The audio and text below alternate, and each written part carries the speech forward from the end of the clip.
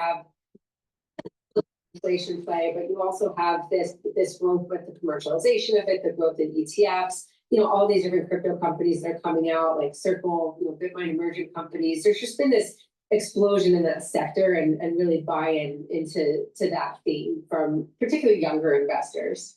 So as ETF product matures as an asset class there, how have you seen the investor mix change, retail versus institutional? How's that played out from your perspective? It's really been amazing. When I started my career in ETFs, mutual funds were still the winners, right? And you have these conversations at whatever company you worked for that, mutual funds are the thing, and you really have to compete with them. And now it's kind of like it's just switched completely. It's flipped. I think investors are comfortable with the idea that they can trade intraday and get a value for what they trade throughout the day, and not just an end of day NAV strike. The fees are arguably still lower on most ETFs versus mutual funds. I think the the younger generation of retail traders and retail investors, they probably don't even know what what the difference is between mutual fund and ETF, but they probably only hold an ETF. So I just think that there's just this big shift towards ETFs, and you kind of see that in the conversions that a lot of the larger companies are doing. That being said, no, not on mutual funds, obviously. I just think that it's a different type of flexible product that is just really taken over in terms of interest. Well, you are, of course, loyal to the ETF world, Sylvia. Sylvia Jablonski joining us. Thank you so much, Sylvia, CEO and CIO of Defiance ETFs. Paul? All right, it is United Nations month here, a week here in New York Feels City. like a month. It feels like a month, so we're all ready for gearing up for it, because it means just a lot of traffic, a lot of changes in road closures and so on and so forth as the UN gets together. Miles Miller, Bloomberg News, a senior reporter. He's all over this. Miles, thanks for joining us here in our studio. What's the expectations for this year's UN Summit? Yeah, you should expect that, and a number of nations are coming at a time when there are conflicts around the world. And because of that, there is extra security this year. We went to the United Nations on Thursday of last week, and you saw the preparations they were putting into place. Of course, this United Nations General Assembly comes on the backdrop of the assassination of Charlie Kirk. And so that means extra security, and they're studying that shooting to make sure that if something were to happen in Manhattan, they know how to get these 150 leaders and their spouses to where they need to get to. One thing that you point out in your reporting is that the security surrounds the United Nations complex right alongside the East River on 42nd Street. And this building is actually really difficult to protect. It's not a fortress. It's glass, and it's kind of designed to be open, which is at odds with the security required for the event. Right. When built in the 1950s with the era of transparency, Long Island City wasn't as vibrant as it is today. A big security target, obviously. We went to the top of the Dag Hammarskjöld library. The top two floors used to be, when you go in, it's gorgeous. It's like straight out of the 60s, right? Mid-century modern furniture and all that kind of stuff. But the floor is completely barren because of the security threat that place occupies. It's right by the FDR Drive. If somebody wanted to do something untoward from across on a nearby Sutton Place or in that area, it'd be very easy. And so yes, they have the vaporwave dogs that are sniffing for bombs. They've got the sharpshooters who are on top of the roof. They're marrying UN security with NYPD and Secret Service. And actually what was really interesting is to learn that the security guards from the United Nations go down to Maryland, train with the Secret Service to figure out how you get people out of a sticky situation if one were to happen. President Trump will be attending the United Nations. What's on his agenda? Yeah, I think, one thing we know is he'll be meeting with the heads of some Arab nations while he's here. These are meetings that they call on the sidelines of the summit, so he won't be meeting with them at the UN, but at hotels and that kind of thing. A number of meetings. It comes at a time when the U.S. has gone in this sort of isolationist path, going alone sort of path. And it also comes at a time, we were talking about it earlier, where the United States is not paying its debts to the United Nations. And so, how much do we owe the UN? I put it here because I didn't want to make a mistake on that. $3 billion, including 826 million tied to this year's regular budget. The rest is in arrears from past years and unpaid peacekeeping bills. But you saw it when Trump came into office, right? What we saw specifically was a pullback from US aid, a pullback in a lot of funding UNESCO and Human Rights Council and NATO as well. And so these unpaid bills will carry consequences under the UN's charter. Countries that fall 2 years behind behind their bills lose their vote in the General Assembly. We'll see what happens with that. What about the Security Council? Because the US is one of the permanent members of the Security Council. Right, so so you sort of have to figure out what will happen here. Of course, Trump is going to meet with the head of the UN. He's going to try to make the case that the U.S. is not going to go it alone, but will be working in partnership.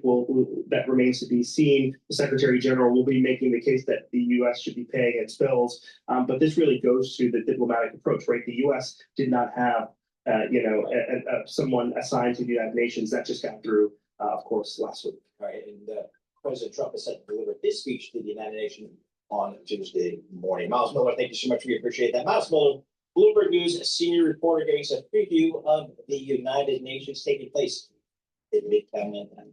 We'll have more coming up. This is Bloomberg Report.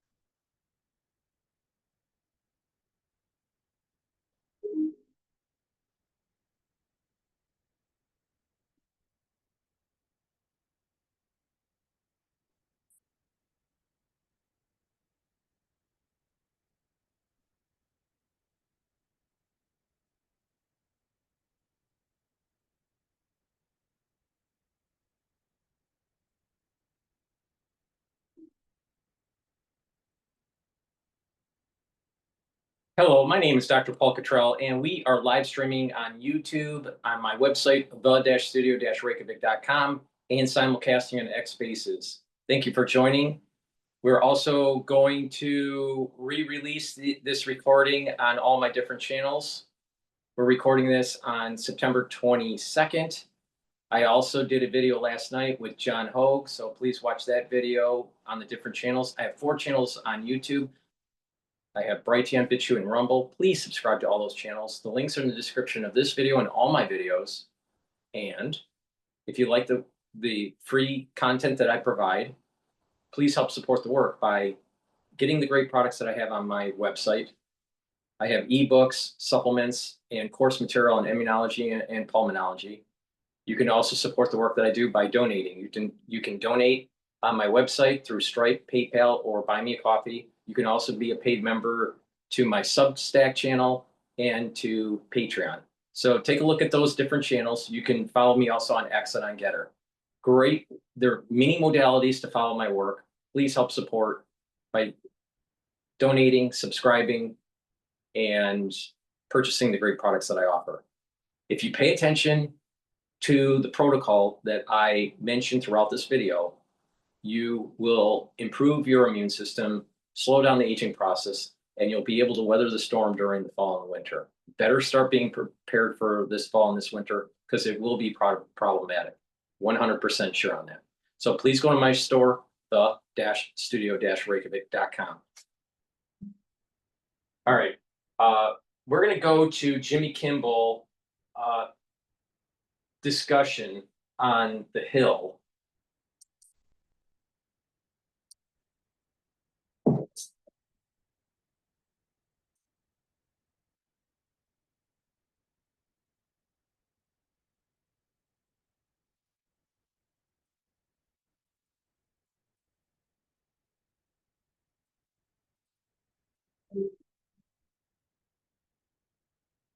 Good morning, rise and shine, or rising and shine, I guess. That's good. Let's change the name.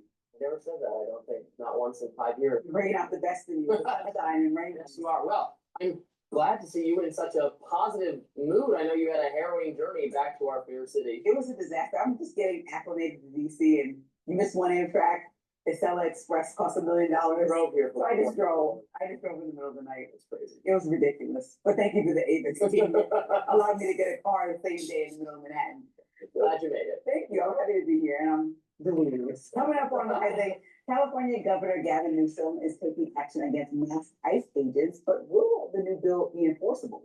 And plus, Governor Josh Shapiro is taking a jab at former President Kamala Harris. And I'll be Vice President, excuse me. not Yeah. President. Yeah, and I'll be discussing how the right seems to be betraying their free speech principles when it comes to Jimmy Kimmel. But first, Robbie, what is on your radar today?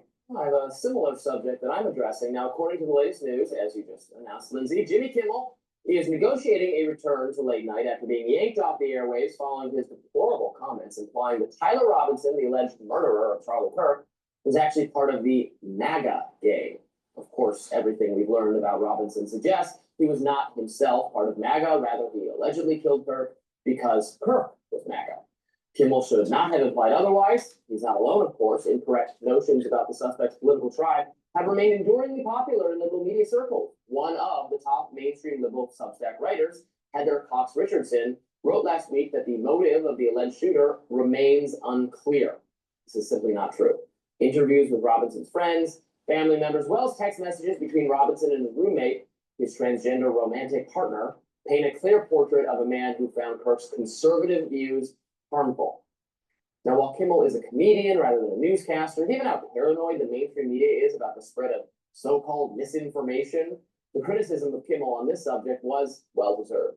And private businesses, private media companies, well, they're allowed to make decisions about their own programming and decide they don't want to employ, broadcast, or platform someone they disagree with, or someone who's losing money because the audience doesn't like it.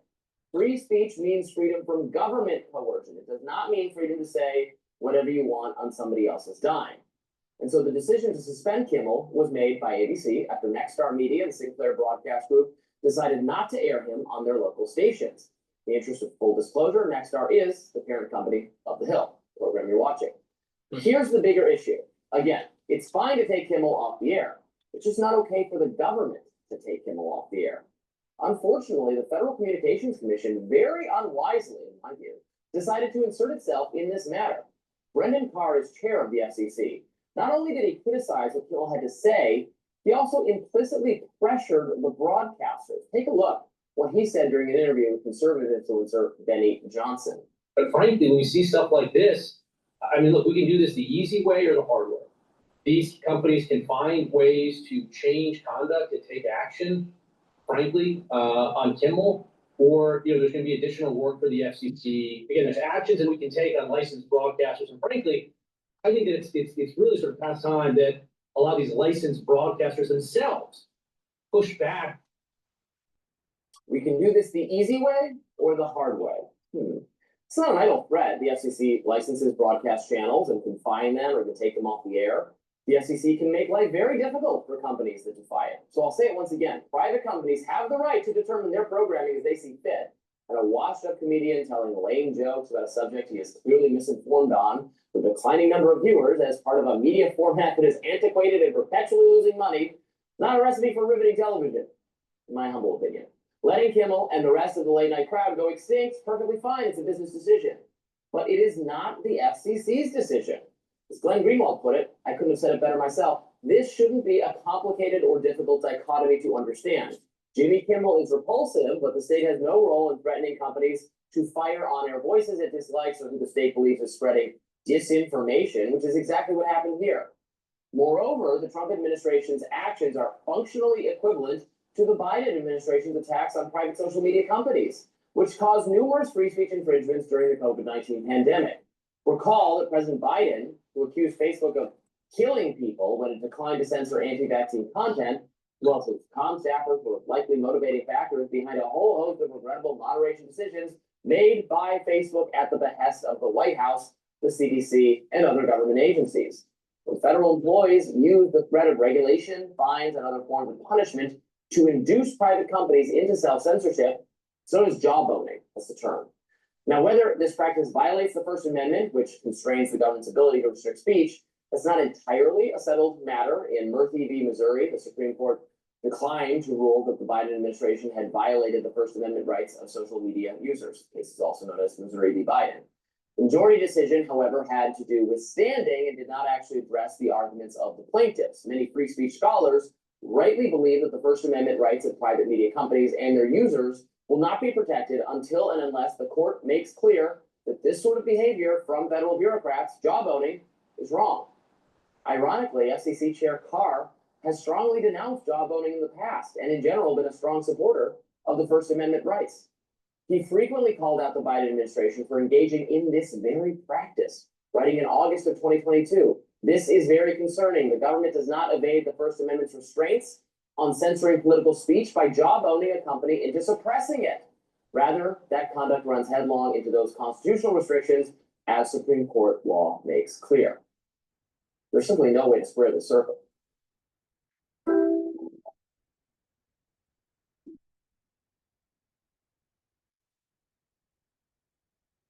There's simply no way to square the circle. It's wrong for the Biden administration to pressure social media companies to serve the public interest as defined by Biden and censor fraught content. Then it's wrong for the Trump administration to pressure broadcasters to enforce a Trump-defined public interest. Don't just take my word for it. Senator Rand Paul and Senator Ted Cruz, they both agree with me. Cruz said the FCC's actions here were dangerous as hell. It's a direct quote from him. That all conservatives should oppose the FCC trying to pressure companies to make editorial decisions of this kind. And Paul said the following. You can be fired for not being popular also. I mean, this is television, for goodness sakes. You have to sell sponsorships, you have to sell commercials. And if you're losing money, you can be fired. But the government's got no business in it. And the FCC was wrong to weigh in. And I'll fight any attempt by the government to get involved with speech. I will fight. Good for them. Cruz and Paul are exactly right on this. I totally agree with them.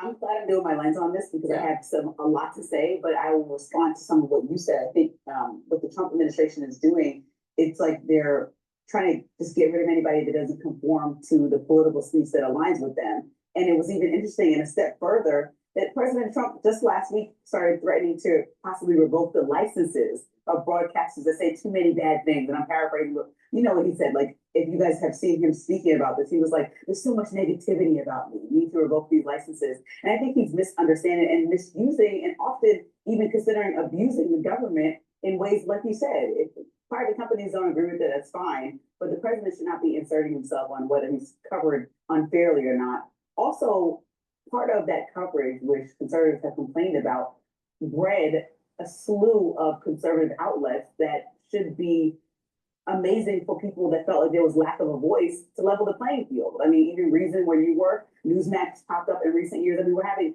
multiple different outlets to provide. Well, Democrats have tried to throttle all those. So that's But they're here. blowback here is conservatives say, well, but Democrats try to get Newsmax taken off the air. They try to get Fox taken off the air. And also with the FCC, I think it's just totally wrong. So if you understand what the FCC is governing, they're looking at things like, are you running commercials to children? That's against the FCC rules. Is there indecency in the programming? That's against the FCC rules. So no matter what you think about Jimmy You Kimmel and I had to familiarize ourselves. to read through all of it. We're on, Yes, we went to an actual, seminar about it. But we were given bars of soap and told to scrub out our mouths. and we're also under a news division now. So we have to try to be accurate or attribute what we're saying. But with Jimmy Kimmel, people don't understand that he's under the entertainment division at ABC. So it's important to understand the differences between that. And even though he reports a lot of the news through his purview, he's still under the entertainment division. So that's an important distinction. He should be accountable to his viewers, accountable to the market, he's accountable to his bosses, to the network.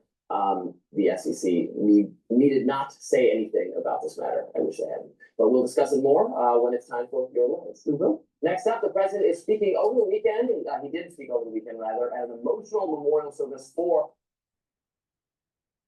The FCC should not get involved, but people like Jimmy Kimmel, they have the right to speak, all right? But they don't have the right for reach. Freedom of speech, not freedom of reach, all right? If their ratings are tanking, if people don't want to listen to them, if the corporation is losing money, there's nothing wrong with the corporation canceling their contract or canceling their show or whatever as a business decision. But in this case, the FCC should not be getting involved. I think this is the totalitarian tiptoe. But no, there was no reason for the FCC to get involved. All right, let's listen to CNN here about this economy will be the key. So I think they're doing some polling. But before we do that, please go to my store, the-studio-reykjavik.com, and be prepared for the fall and the winter. All right. But not just that, the supplements and the different products that I have to offer are going to help slow down the aging process and boost up your immune system. So one great product that is very important to take every day, but especially in the fall and the winter, are structural nanosilver soap, or structural nanosilver toothpaste and the soaps. But the structural nanosilver toothpaste and the soaps. Okay. Now, with the structural nanosilver toothpaste, they'll whiten your teeth, freshen your breath, bring down inflammation at the gum line, and increase the gum line health. Has no fluoride, and it's really important to take this during the fall and the winter. This fall and winter is going to be problematic. You better be prepared. Get a few tubes of the toothpaste, use it, especially in the fall and the winter. And also get the structural nanosilver soaps. I have it in 4 different scents: charcoal tea tree, lemongrass, peppermint, and lavender. All right. Get a few bars for your household. Use it every day, but especially during the fall and the winter. This fall is going to be problematic, and you better start getting prepared. If something happens to you and you're not prepared, it's your own damn fault. Use discount 5, you get $5 off any order, but it's very important that you pay attention to what's going to be happening in the fall and the winter in the United States.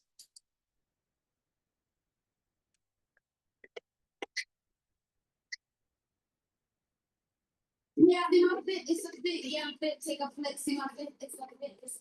Major issues, rather. CNN's Ariant and Mary depends on your perspective, I guess. They're not.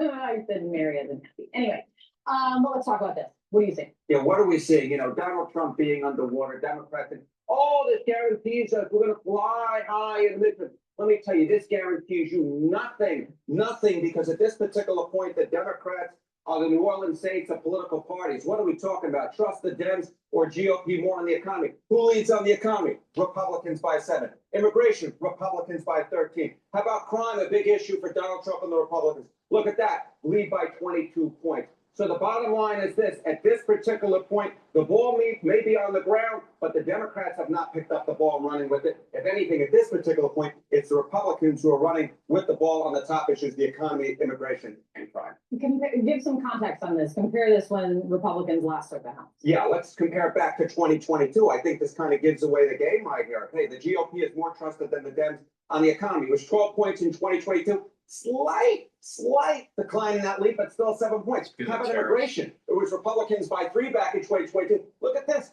The Republican lead's actually gone up by 10 points. What are you doing, Democrats? My goodness gracious. And on crime, the Republicans were up by 13, and now they're up by 22. The lead again expanding by nearly double digits. So whatever Democrats are doing, it ain't working, Kate. It ain't working. Republicans have the lead on all 3 issues. What's the reason that you're finding so far that's driving? Yeah, I mean, look, it's all about the center of the electorate, right? You win with independents, you win overall. And what do we see right here among independents? Republicans still have a point lead on the economy. They got a 10-point lead on immigration. They got a 21-point lead on crime. The bottom line is, when you look at these, you have to remember that this economy issue is the jobs. The job market is stalling, and the concern with tariffs. But once the concern with tariffs go away and jobs start to increase, that number for economy for the GOP is going to skyrocket in 2026. So the economy, in terms of midterm election performance for the Republican Party, Trump's at a good spot right now.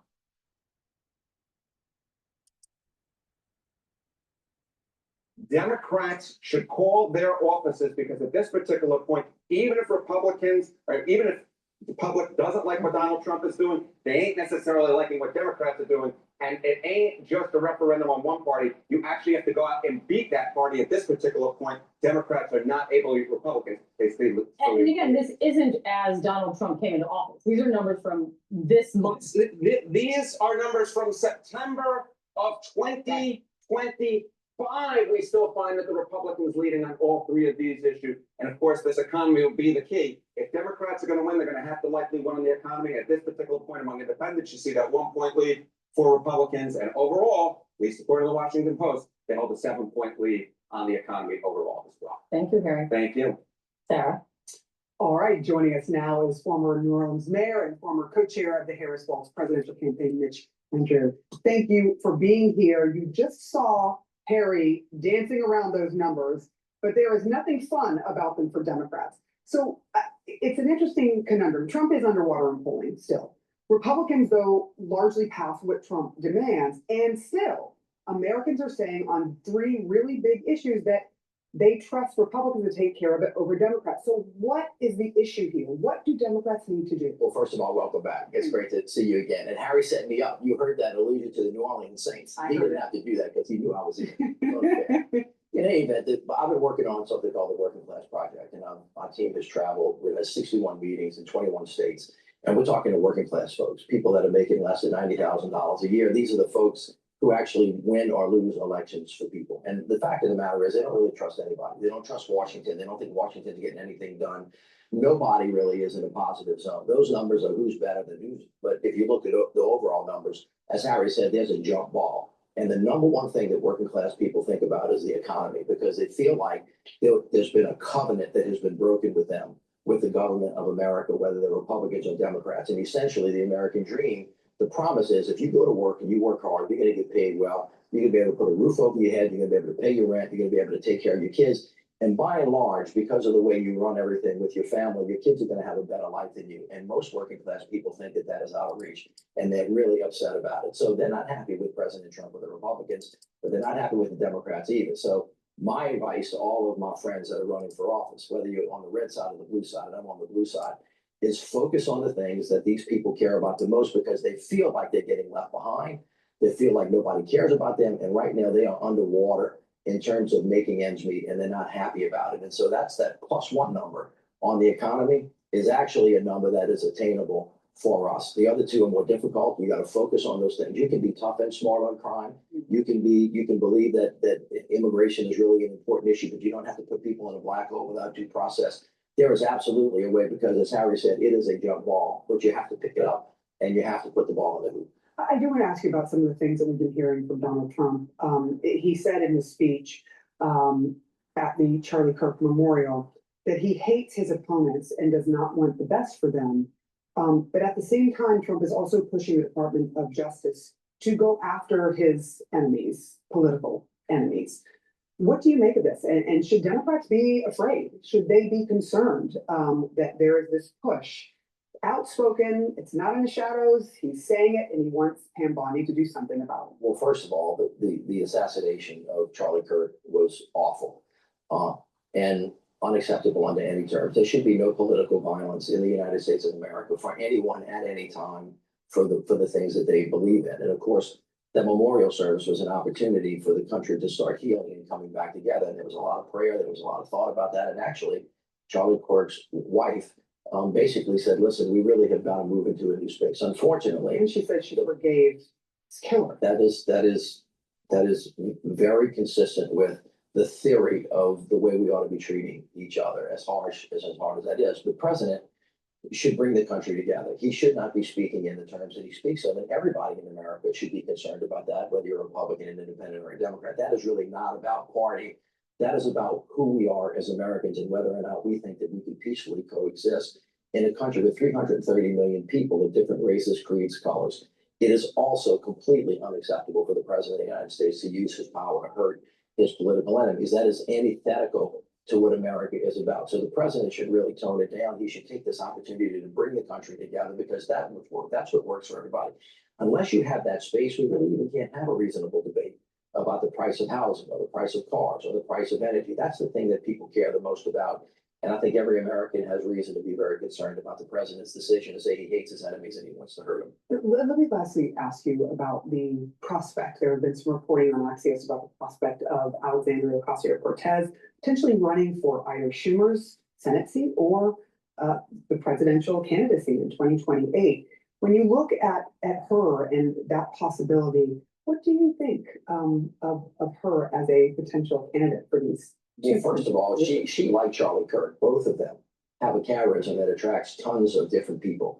In 2028, you're going to see a plethora of candidates that span the entire spectrum. So I'll say have at it. She's got a bright future ahead of her, whether or not she can get elected to the Senate or to the presidency, who the heck knows. But I don't think you can deny that she has really tapped into something for her constituents that make her feel really good. I happen to like her very much. What I would say to whoever is running, especially on the Democratic side, and you can see this with Abigail Spanberger in Virginia, Mikey Sherrill in New Jersey. You can actually see it in New York.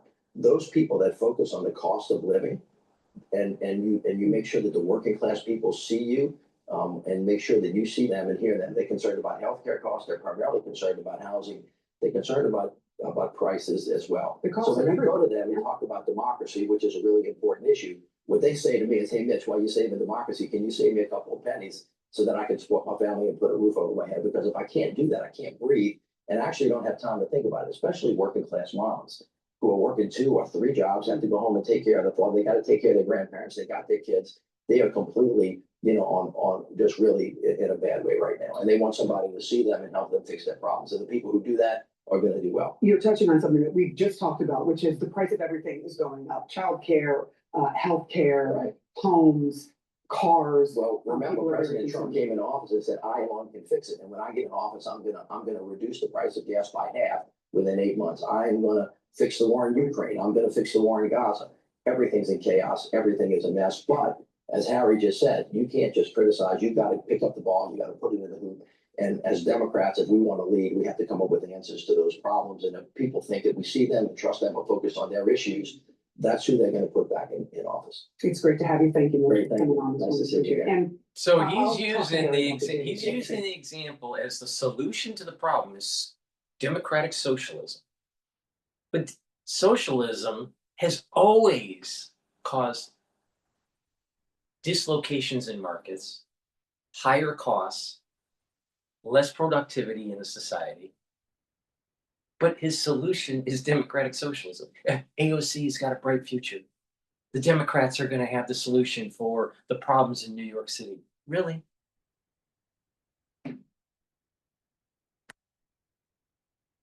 The reality of the situation is political pragmatism. I coined the phrase. All right?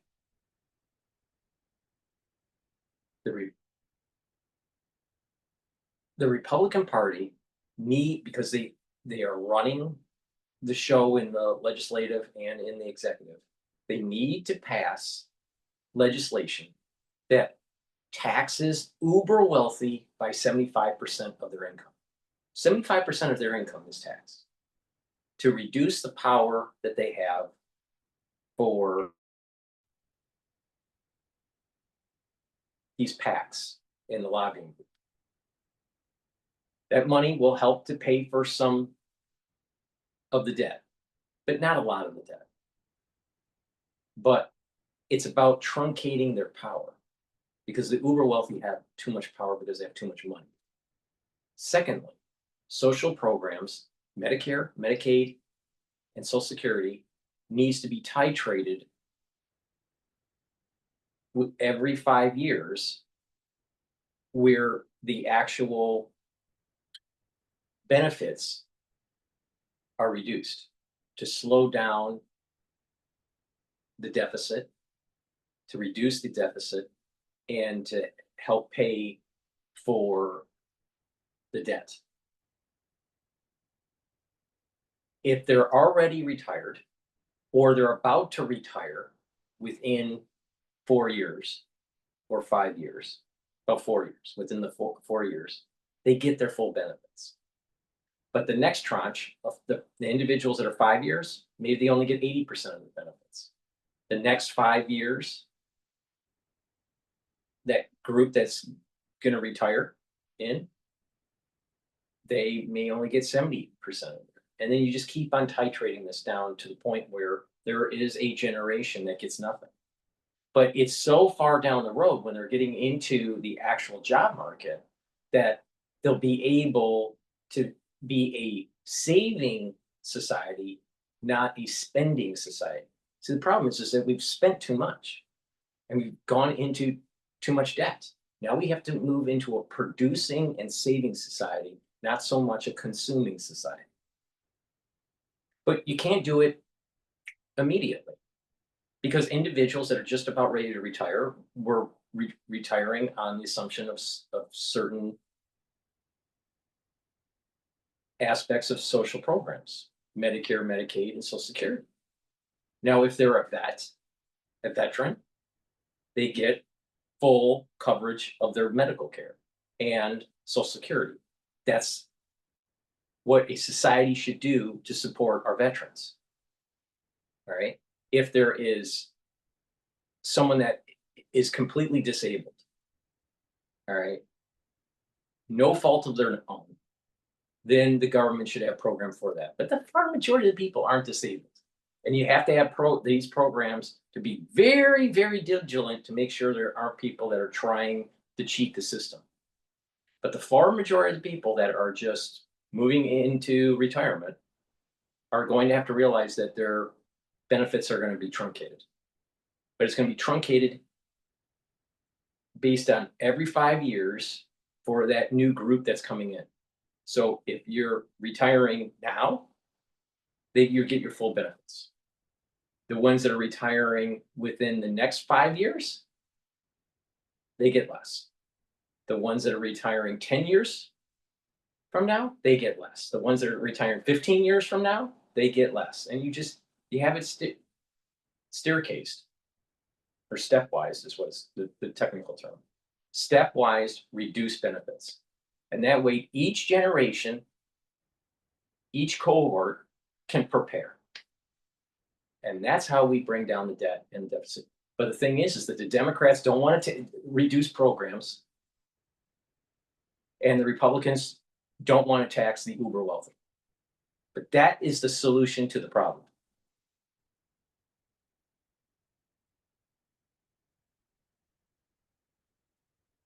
Please go to my store. Oh, in terms of healthcare, a lot of the healthcare that we pay for is because we're not eating properly. We're eating too many processed foods. We're not filtering our water.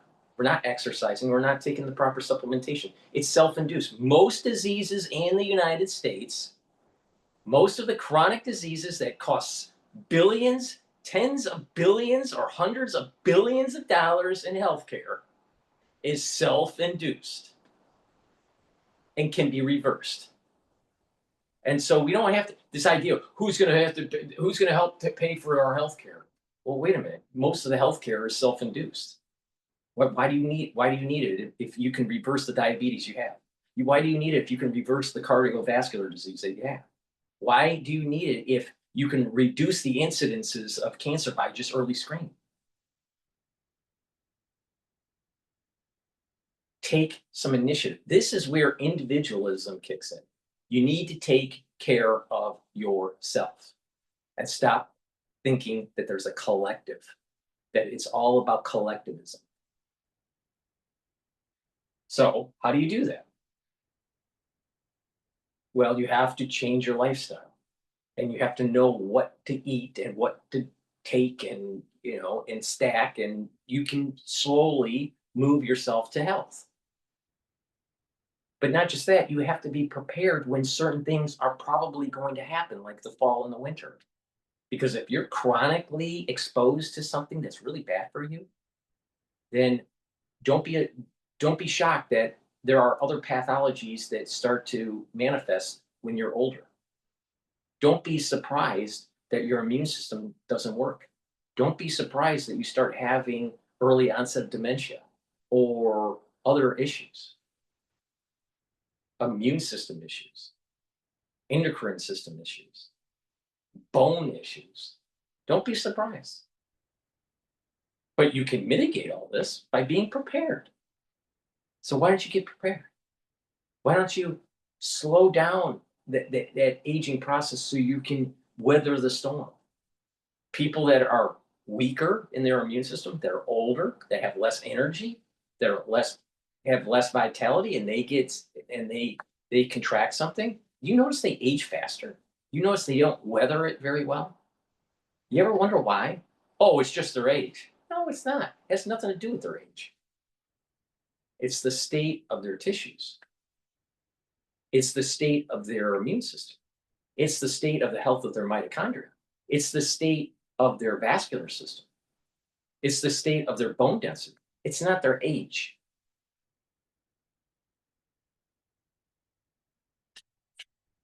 Please go to my store, the-studio-reykjavik.com. Be prepared for the fall and the winter. I can't tell you this enough. Be prepared for the fall and winter. If you have a throat irritation, get the drops and the lozenges. Make sure you use them to mitigate the problem. I have elderberry zinc in stock. The lozenges are larger, the 21 in each bag. Get a few bags for your household. I also have drops, which are smaller. You get 100 in each bag. You can get it in cherry flavor, blueberry, and honey and lemon. Very high quality drops and lozenges. Have a few bags at your home and at work. And the moment you have that throat irritation, especially during the fall and winter season, make sure you take it right away. Because if you don't, you're going to regret it. I guarantee you this.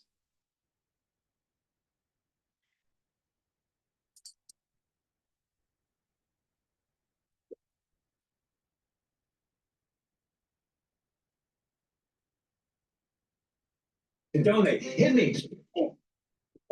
South Korea's president warning of potentially devastating effects tied to the country's trade deal with the U.S. Speaking with Reuters, the Korean president saying his country's economy could fall into crisis like the one it faced in 1997 if it were forced to take $350 billion and invest that amount of cash in the U.S. without a currency swap.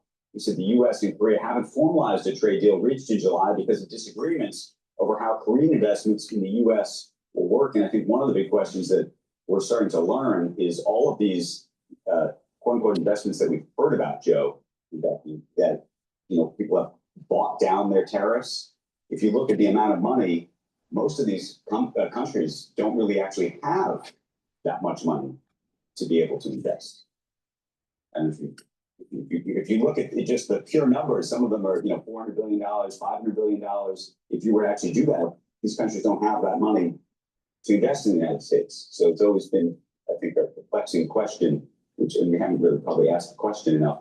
How realistic? We can lend them the money and they can invest in it.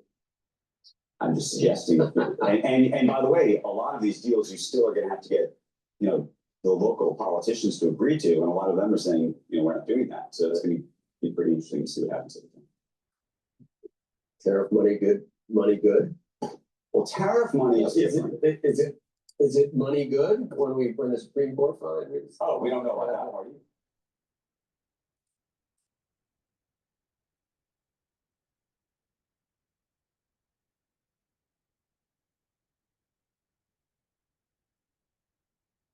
All right, let's listen into Times Radio. Let's speak to Professor Robert Ph.D, who's a political scientist and the director of the Chicago Project on Security and Threats. Robert, thank you for being with us tonight. I know that you have studied very closely political violence in the United States of America in the last couple of years. You point to something that we heard there in that clip, and we've heard a lot tonight from some of the bits that I've been able to pick up from this this memorial of sort of enemies, heroes, villains, those kind of characters being drawn, lines drawn in the sand in American politics at the moment. So very nice to be with you here on this tragic day for America. One of the key things I think your audience should know is that I'm the professor who in June published a large op-ed in the New York Times saying we're on the brink of major political violence. And I'm sorry to say the assassination of Charlie Kirk was exactly the kind of event I was warning about. That piece has all kinds of reasons. It explains all that. But one of the big things you're seeing today in the Kirk funeral, which I watched until I come on your show, is most funerals are about the past. This is really not just about the present, but about the future. And what you heard and what you hear in speaker after speaker is how this movement, however you want to define it, you can define it as a religious movement, a political movement, you can define it even as a movement oriented around righteous justice, as Stephen Miller did, that is for his death. This is going to grow. And also, for decades, I've studied martyrdom in many different societies. And what you see is that there can be turning points, literally inflection points. We've already entered the era, I call the era of violent populism. I was warning about that. We're now in the grip of violent populism with high levels of political violence on both sides of the aisle. That also has been already a pattern where we have large tens of millions of Americans support political violence on both sides. This could actually grow as the months go on. A side point this, Gusto is the best choice for small business payroll. It's fast. It's trusted. It's a great value. A side point this, I'm keen for your take on it, given your proximity to studying this. There was a story a few months ago of Democrat lawmakers who were politically assassinated. That doesn't appear to have contributed to the same sort of movement, inflection, sense of anger and outrage that this particular political assassination has. Why have they been greeted differently? But that's why I published that op-ed in June in the New York Times. It wasn't a random piece. It was published a few days after the Minnesota political assassinations of those Democratic leaders. And it gave three really clear reasons why the next prominent assassination attempt or assassination was going to be a completely different animal. So number one, we had seen a string of political assassination and assassination attempts and other political violence growing, not just simply happening across both parties, but literally accelerating since January of 2025. That is, we've had over 100 Tesla attacks, which are political attacks against Elon Musk and the conservative Doge that he was doing with the U.S. government. Then we saw the assassination attempt against Democratic Governor Josh Shapiro that almost killed him and his family, literally minutes away, burning them to death here in April. Then in May, we saw the assassinations of the Israeli staffers in Washington, D.C.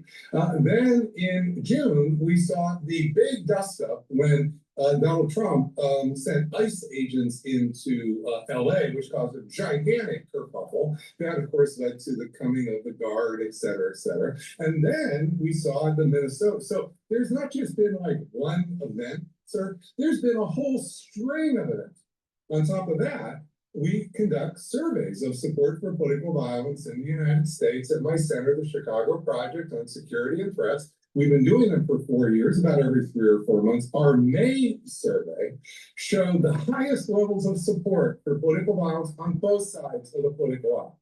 39% of Democrats agreed that the use of force was justified to remove Donald Trump from the presidency, while 25% of Republicans agreed the use of the U.S. military was justified to suppress Democratic protesters. These are tens of millions on either side. Then the third big element that happened in the middle of June was the true mobilization, the beginning of mobilization into two separate mobilized camps. That was with the No Kings protest on June 14th, across many, many cities in America. And then Donald Trump's military parade on that same day, which galvanized millions of Americans watching that on Fox News. So you add all of this up together, and we were primed for the next event to be a far more explosive event, That's exactly what I warned about, and I'm sorry to say, exactly what happened. And so what you're talking about there then is a broader change in the language and the style and the sort of aesthetics of politics in America to include, you know, physical violence or physical muscle and physical strength or exploiting people's weaknesses. I call it, yes, sir. I call this the era of violent populism. Yes. I invented that term. Because this is not a civil war and it's not politics as usual. So we needed a term to describe this violent style of politics, if you would, where it's suddenly okay for violence to be used to settle political scores. Okay. Yeah. And that's what I call violent populism. Okay, I hear that. I wonder if that has just been ever thus. I mean, it has been the case for a very long time that America has leaned into its military, been very proud of its military. It's a military.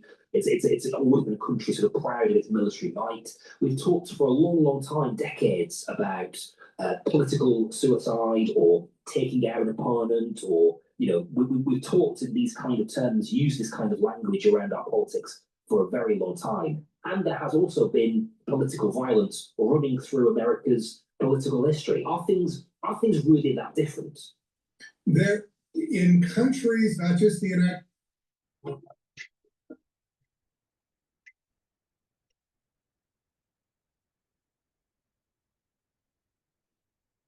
in countries, not just the United States, but in countries around the world, when you see punctuated eras of political violence, that often corresponds to punctuated social change, major social change occurring in that punctuated period of time as well. The big social change in America now is, for the first time in our country's 250-year history, we are transitioning, we're in the transitional generation from a majority white democracy to a minority democracy. 1990, America was 76% non-Hispanic white.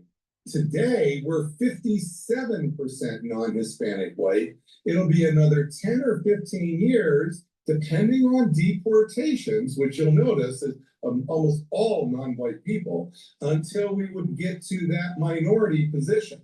Well, this is why our politics, when you have big social changes in a country, these shock politics, because a change like that will change which political party is going to win an election. It'll change literally who governs the country, and it'll also change the winners and losers in a country. And that's why you get much bigger stakes in elections, and why you get real violence in political violence at these punctuated periods of time.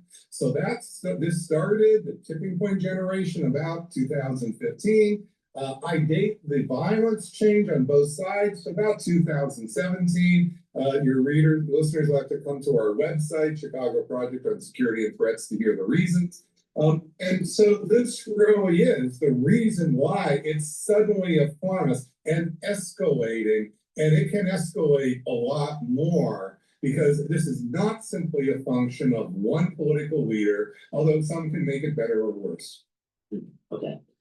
And just finally, we often talk in these conversations about one side being worse than the other. You're going to hear a lot tonight at this Charlie Kirk Memorial about the left being responsible for political violence in America. You will hear a lot from the left. The right are responsible for political violence in America, and they'll point to moments like the insurrection, Democrats being killed, and the right will point to moments like Charlie Kirk's assassination. How do you greet those arguments? It's much more balanced. So each side wants to believe the other is mostly at fault. That's how politicians work. That's just not the case. So since 2022, you've had the assassination attempt against conservative Supreme Court Justice Brett Kavanaugh, the assassination attempt against Democratic leader of the House, Nancy Pelosi. Last year, 2 assassination attempts against Republican candidate for President Donald Trump. That just went through. Democratic leader of the House, Democratic governor of Pennsylvania, Josh Shapiro, the Minnesota assassinations of political leaders in June. Now the assassination of major mega political leader Charlie Kirk. Now what you are seeing is a roughly balanced size. And to get much more information on all the balance of this on our CPOST, Chicago Project on Security and Threats website, then I have time to give you in 20 seconds. Please go to my store, the-studio-reykjavik.com. Get ready for the war that's going to be happening in the United States because of this inflection point of the changing demographic and the shift of the minorities running the country. The reality of the situation is this. Yes, are there going to be more minorities in the United States as they, age in and start voting? But not all those minorities are going to go to the Democratic Party. Many of them are going to build businesses. Many of them are going to be more conservative. Many of them are going to be voting Republican. If you look at the situation, many people that voted for Trump were actually Latino. So to assume that it's only the minority that's going to be going to the Democratic Party, I think is ridiculous. But there's definitely a shift in perspectives. Now, the question is how much, the bigger question is this, not so much what's the demographic of the shift of power relative to ethnicity. What's more important is this, within those ethnic groups, how many of them have actually integrated themselves into American culture versus staying ghettoized. That is way more important of a lens of what's happening. If they continue the ghettoization, then we're going to have political conflict. If you're going to have individuals that actually plugged in and assimilated to American culture, then it won't matter. So please go to my store, the-studio-reykjavik.com. Get the nattokinase. Nattokinase is fibrinolytic. It's going to break up clots. It also helps to bring down your LDL levels and increase your HDL levels. This is very important for cardiovascular health, but you also should be taking this in the fall and the winter. Trust me, take it. Olive leaf extract is synergistic with nattokinase, but you can take olive leaf extract by itself. Olive leaf extract brings down inflammation at the vascular level and systemically. That's going to help to boost up that immune system and help with your cardiovascular health. And olive leaf extract helps to bring down LDL levels and increase your HDL levels. So it's a great way to improve your cardiovascular health and your immune system. But stack them together, olive leaf extract and nattokinase, and take them especially during the fall and the winter. Why? Because what's coming is going to cause problems with your cardiovascular system. That's why. Magnesium and zinc boosts up your immune system, but also your brain function. Super important. And magnesium increases the efficacy of vitamin D3, and you're going to need a lot of vitamin D3 during the fall and the winter. Trust me. Vitamin C and magnesium helps to improve your skin, boost up your immune system, and helps with your brain function. And guess what? A lot of people that you will know within the next 5 years, or you may have already started seeing it within yourself or with people around you, especially people that are 40 years of age or older. Guess what?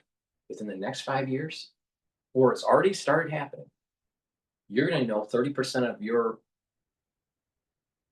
family or friends or coworkers, 40%, 30% of them are going to have early onset of dementia.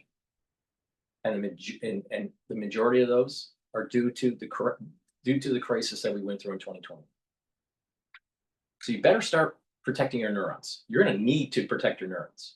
You don't be surprised that you go, can't find how to write a sentence or say a sentence, or have gait issues or Parkinsonian shakes. Don't be surprised.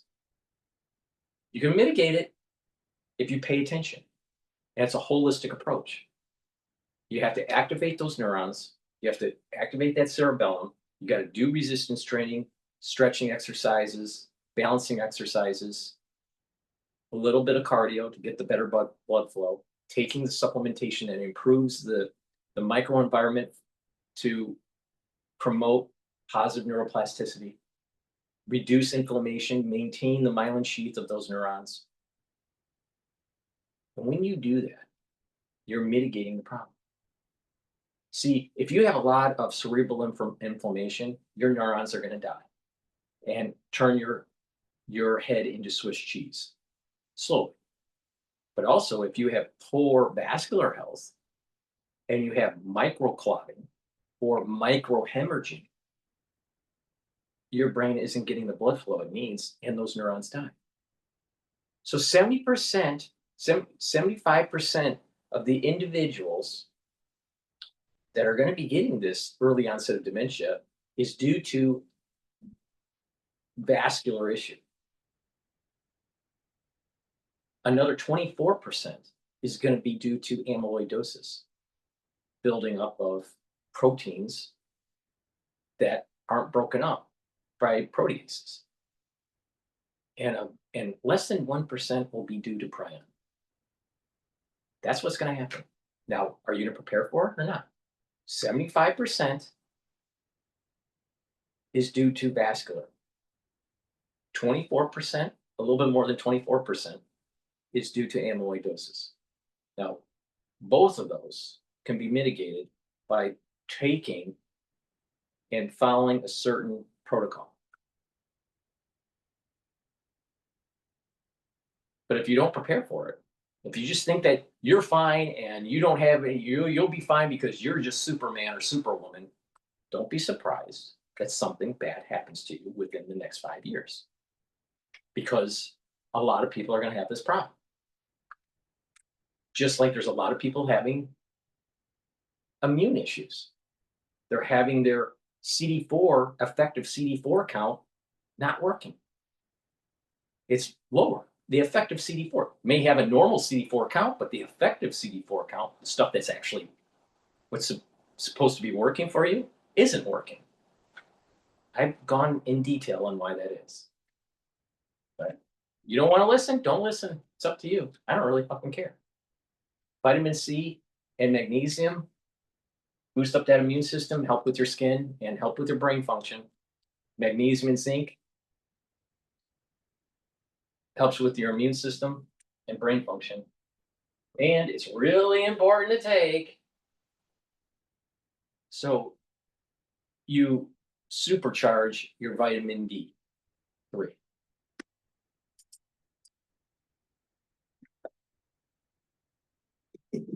If your pet goes from weird to weirder, grouchy to grouchier. The UK, Australia, and Canada are formally recognizing a Palestinian state yesterday. UK Prime Minister Keir Starmer writing on X this. To revive the hope of peace for the Palestinians and Israelis and the two-state solution, the United Kingdom formally recognizes the state of Palestine. They explain further in a video. Let me just go off on a quick tangent. The big issue right now, Trump's $100,000 visa targets $280 billion of India success story. All right. You worried about the $100,000 H-1B visa? Or are you more worried about early onset of dementia because of someone or a group of people doing things that they shouldn't be doing? That affected the whole world. Which one's more important? But not just that. Let's just go into the H-1B $100,000 proposal that Trump is stating. I have seen in automotive, back in the early 2000s, how companies were, especially tier ones and OEMs, were trying to cut their engineering costs. And what they would do is they would hire 4 engineers for the price of 1 American engineer. 4 engineers and they would go through a contract company from India, typically Tata, and they would bring them over. Tata would sponsor their H-1B visa, and Tata would get the contract from the OEM or the tier one, and they'd be designing the parts. Now, what normally happened is they didn't know how to design the car. They didn't know how to design the sub-assemblies. So they had to have an American engineer to tell them how to do it. So the American engineer ended up being the program manager. And this was the technology transfer. So this is a success story because the OEM, the tier one, were looking for labor arbitrage? No, no. And you notice it's $100,000 per one. Notice that? Because what that does is it equalizes. It equalizes. They can't do the four for one engineer ratio. 4 Indian engineers for every 1 American engineer. When you do this, you eliminate the labor arbitrage. So I'm totally for raising the H-1B visa, especially against the Indians. Because Americans are coming out of engineering school, Americans are coming out of college, and the jobs aren't as plentiful.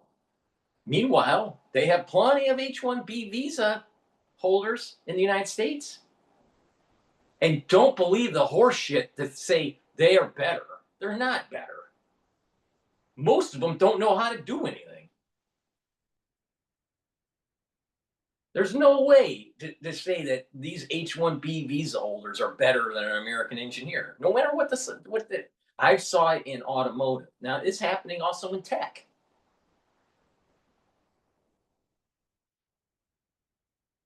Wake up, America.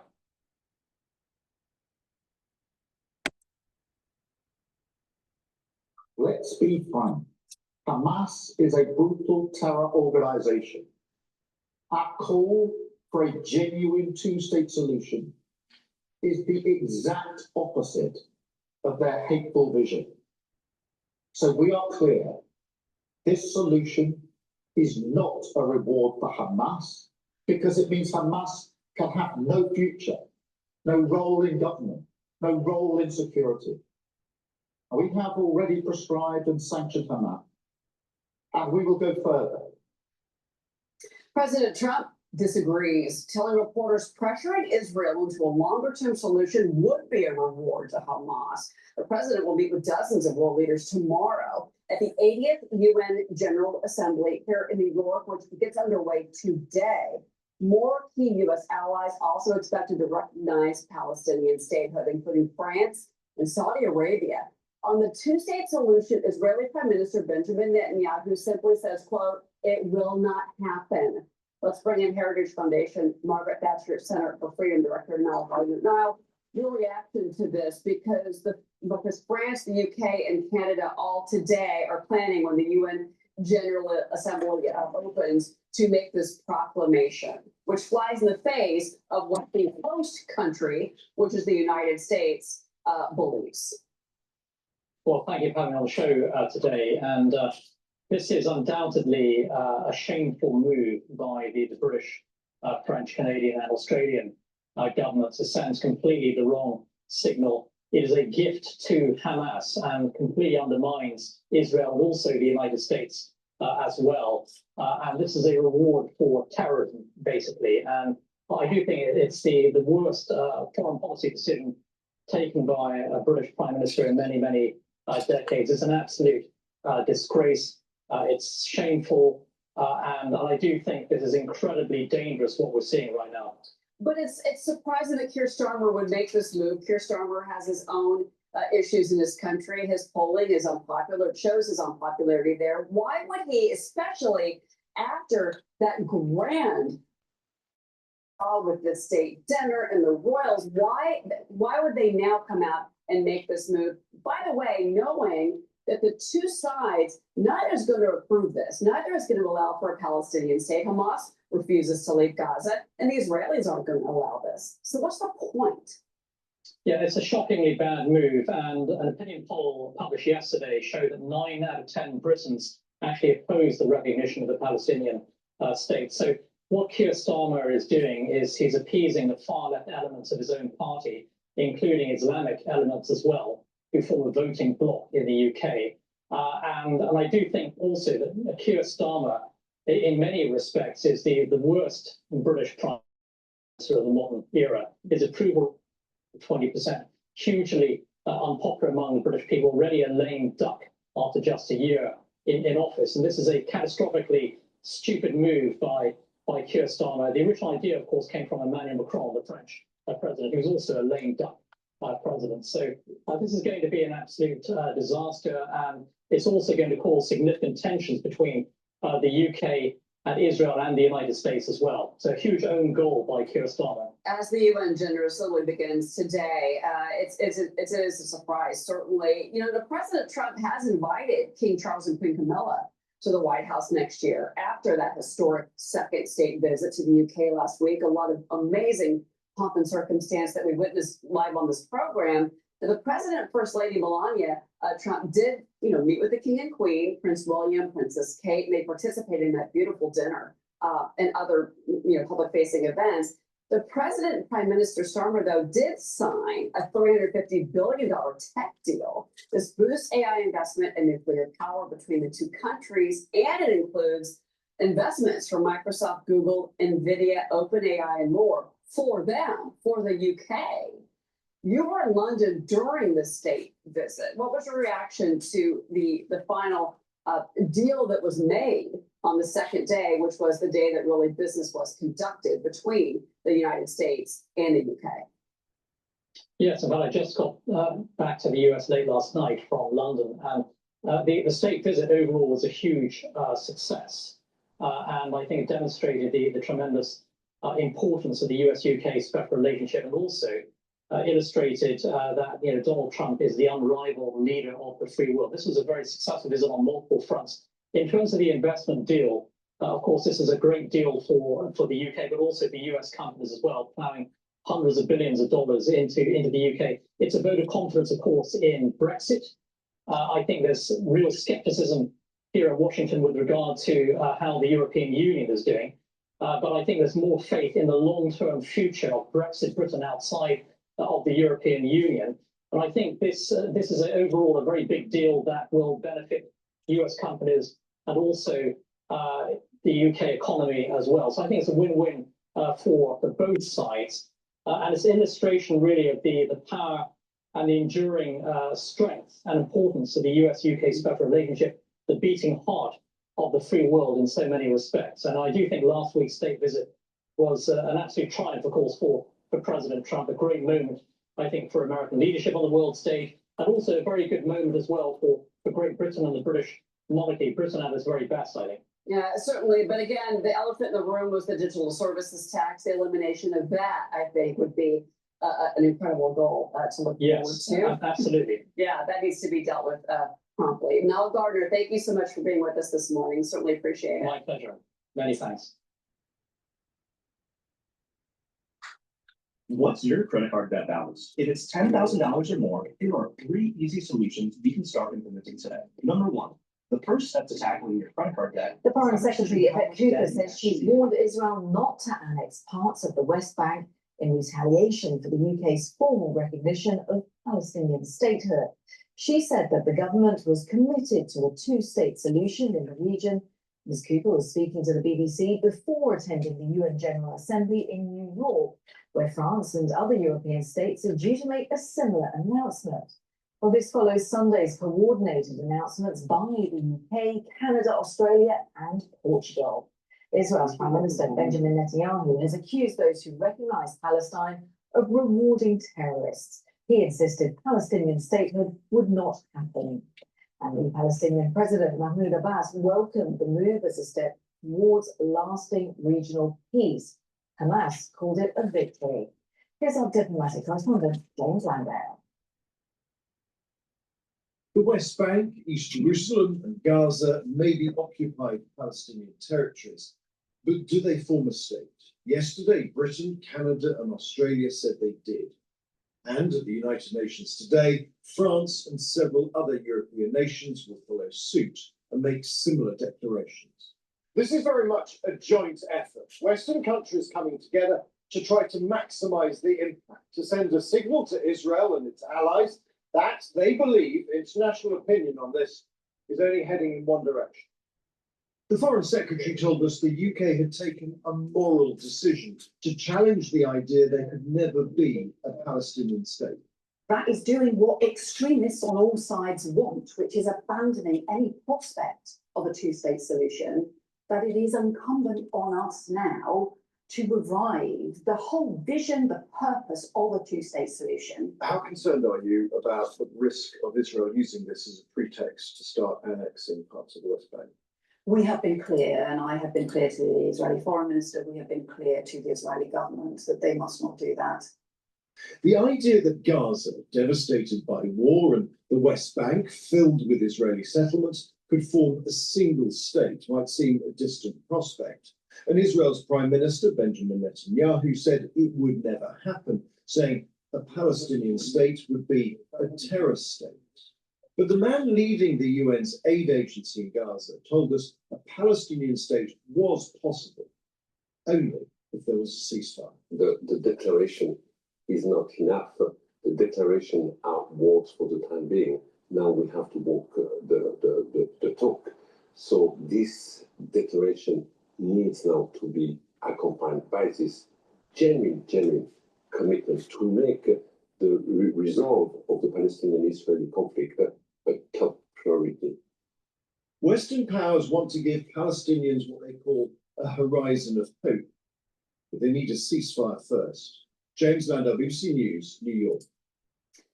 Well, we're going to discuss all those points with a number of guests throughout the day. Firstly, we're going to cross over to speak to our Gaza correspondent, Rushdie Abu-Alouf, who joins us from Istanbul. And Rushdie, although this has been welcomed by Mahmoud Abbas, obviously there are concerns that Israel remains opposed to a two-state solution. The Israeli government has a hard line within the government, and there are those threats of retaliation through more annexations of parts of the occupied West Bank.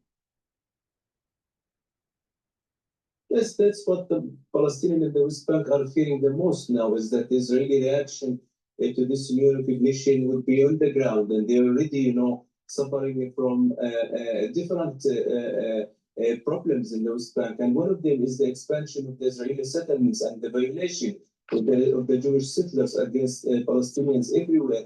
And the Palestinians were talking about it, very long debate in the social media about this. The people in the West Bank feel that this would push Israel to annex the part of the West Bank. The people in East Jerusalem believe that this move would push Israel to tighten more the security grip on the people in the West Bank. But most important, the people in Gaza, who believe that this step is welcomed, because they have been dreaming for 70 years, over 70 years, to have their Palestinian state, and any country is recognizing their right to have their state is welcome. But they said, unless this move is stopping what they are living and what they are describing as the hell in Gaza, this is very little, very late step. That's what the people in Gaza said. And there's also a question mark over tangibly, realistically, how this would look, because, of course, Palestinians in the occupied territories have been fragmented enormously into separate small places. There is a difficulty to see how these territories will potentially be governed going forward. Arguably, the UK government insisted that Hamas has no place in Gaza, whereas who potentially would realistically command and govern these areas?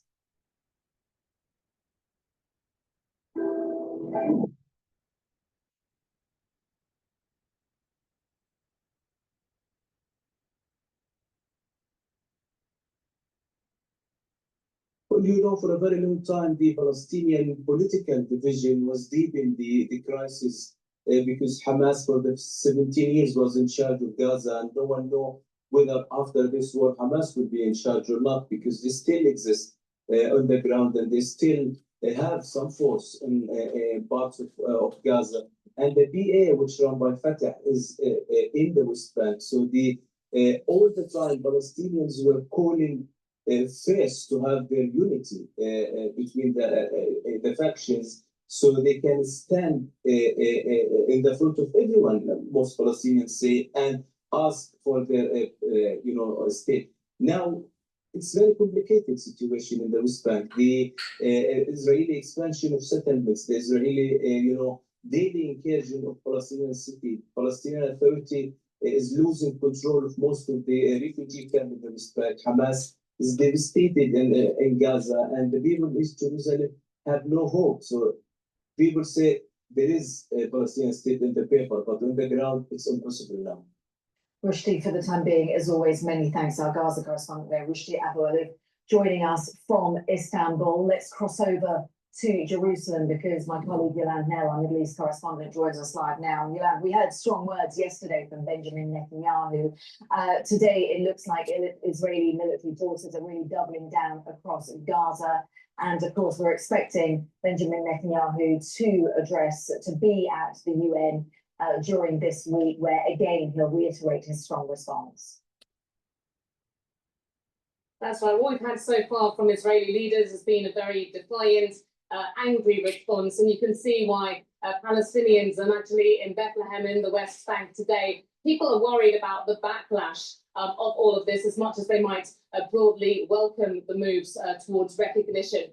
So what the Prime Minister of Israel has said already, he said that there will be no Palestinian state west of the Jordan River. That's in the land that I'm on at the moment. He's pledged to continue expanding Israeli settlements on land that Palestinians want for a state of their own. And just around Bethlehem, you can see more and more of these little outposts that have popped up in the 2 years that the Gaza war has been on, while world attention has really been very distracted from here. But the Prime Minister is not giving at the moment an indication of what his full response will be to these diplomatic moves. He said he's going to make further announcements when he returns from the US, having both given his address at the General Assembly and also met with President Trump, with the US, of course, being such a key ally here. The US said that it was performative, these moves that have taken place, but it will be very difficult, I think, for the US to deal with annexation. That will just complicate Israel's ties even more with other Arab countries in the region. Indeed, Yolande, as always, many thanks. Yolande now they're joining us live from Jerusalem. This is setting up for a larger conflict that's going to accelerate this year and into next. I'm very concerned of 2026 in September 2026. But things that are happening now, and as we move into 2026, it's going to be very problematic. Very problematic. You have nations like France and the UK that are going bankrupt, telling everybody else in the world how to run their country. Please go to my store, the-studio-reykjavik.com. Get the heirloom barley. This will help to detoxify your body, bring down inflammation, and soak up free radicals through superoxide dismutase. This is a high-density protein, very high quality. It's important that you detoxify your body regularly so your organ systems perform better, including your brain, your immune system, and your endocrine system. Bringing down inflammation is super important for your immune system, your endocrine system, and your brain function. And soaking up free radicals is going to slow down the aging process. Take this regularly, and you're going to notice that your body is performing better and you're slowing down the aging process. You'll have more vitality. Also take collagen. Collagen is a dual purpose supplement. It's a powder. This is a month's supply. Mix it with soft foods, filtered water, a smoothie, or even with milk. But take it every day. Do resistance training. It's going to help with your musculature, your bone density, joint health and cartilage, skin, hair, and nails. Take it every day. Super important. Please go to my store. Use discount 5, all caps, discount 5. You get $5 off any order. You spend $100 or more, you get a free gift until supplies last. And you are going to need that free gift for the fall and the winter, trust me. But if you don't want to pay attention, it's your own damn fault. I had a great call with President Xi, and as you know, he approved the TikTok deal. And we're in the process. We have some great investors, some of the biggest in the world, American investors, great people. And we look forward to getting that deal closed. Are you confident that the CCP won't be exerting control? Yeah, we're gonna have a very tight control. I want to thank President Xi because he was a gentleman. and we've just had a good relationship. President Trump explaining more about the TikTok deal reached between the White House and Beijing after spending 2 hours on the phone with Chinese President Xi Jinping on Friday. Now, the Wall Street Journal reporting the president will approve the deal via executive order later this week, writing, quote, the algorithm that suggests content will get an overhaul, but users likely won't need to download a new app, according to a senior White House official. This is from the Wall Street Journal. White House Press Secretary Caroline Leavitt further clarifying who is going to control the app. Watch this. We are 100% confident that a deal is done. Now that deal just needs to be signed, and the president's team is working with their Chinese counterparts to do just that. This deal means that TikTok will be majority owned by Americans in the United States. There will be 7 seats on the board that control the app in the United States, and 6 of those seats will be Americans. And the data and privacy will be led by one of America's greatest tech companies, Oracle, and the algorithm will also be controlled by America as well. President Trump also says he's going to meet with Xi Jinping in person next month at the APEC summit in South Korea. That would be their first face-to-face sit-down since 2019. He posted about further plans on True Social. Here's what he wrote. I would go to China in the early part of next year, and that President Xi would likewise come to the United States at an appropriate time. Want to bring in Gaystone Institute Senior Fellow Gordon Chang. Gordon, your reaction in particular to President Trump saying, I'm going to go to Beijing. Yeah, I'm not happy about the president going to Beijing. The reason is that the Chinese will spin that as a vassal going to the Grand Celestial Court. This is not just Communist Party diplomacy. This is Chinese diplomacy over the course of 2 millennia. I'm happy if he goes, but only after Xi Jinping comes to the United States. Now, I'm sure that President Trump doesn't believe that he's a vassal, but the point is that Chinese will tell others around the world that that is the case. And that will make it more difficult for President Trump to actually accomplish his goals because people will be believing the Chinese narrative. So I hope that President Trump does something that upsets that narrative. I'm positive that he'll do that, because he does assert America first. But you also bring up worries about the algorithm on the TikTok deal. And I want to ask you about this because you said there are disturbing indications. The most important aspect of the deal, control of the curation algorithm, will be unsatisfactory. What do you mean by that, Gordon? Well, first of all, the algorithm will be licensed from China, according to Wall Street Journal reporting. And they say in the journal that U.S. engineers will work on it.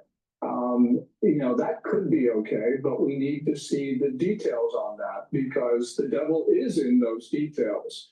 This curation algorithm is critical because China has used it to exacerbate social divisions in the U.S., to meddle in our elections, to promote social ills like suicide and illicit drug use, and to promote Hamas and other terrorist groups. So clearly control is critical.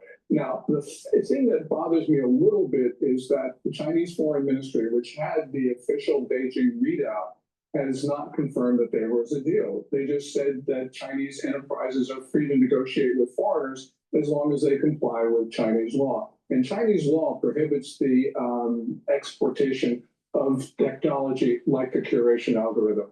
Well, it's because I'm assuming, my sense is that there are other things within the trade negotiations that the Chinese want, and you give on TikTok, you negotiate somewhere else, but we'll see what happens with those negotiations. Channel Desh's on the set with us, Gordon. She had a question for you.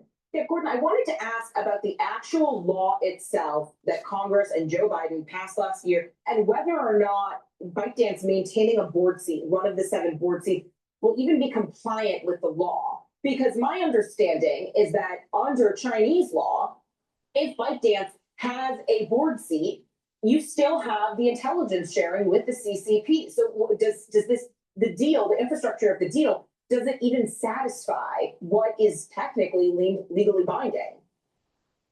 That's a great question. The law talks about divestiture. And under the deal, ByteDance will own something like 20% of the new TikTok. It's not clear that that actually complies with the law. The thing about board control is, I think, a little bit different because board control is not mentioned in the federal law, but ownership is. The most important things, though, are going to be control of the data, because we don't want China to use the app to continue to steal the data of Americans, and the curation algorithm.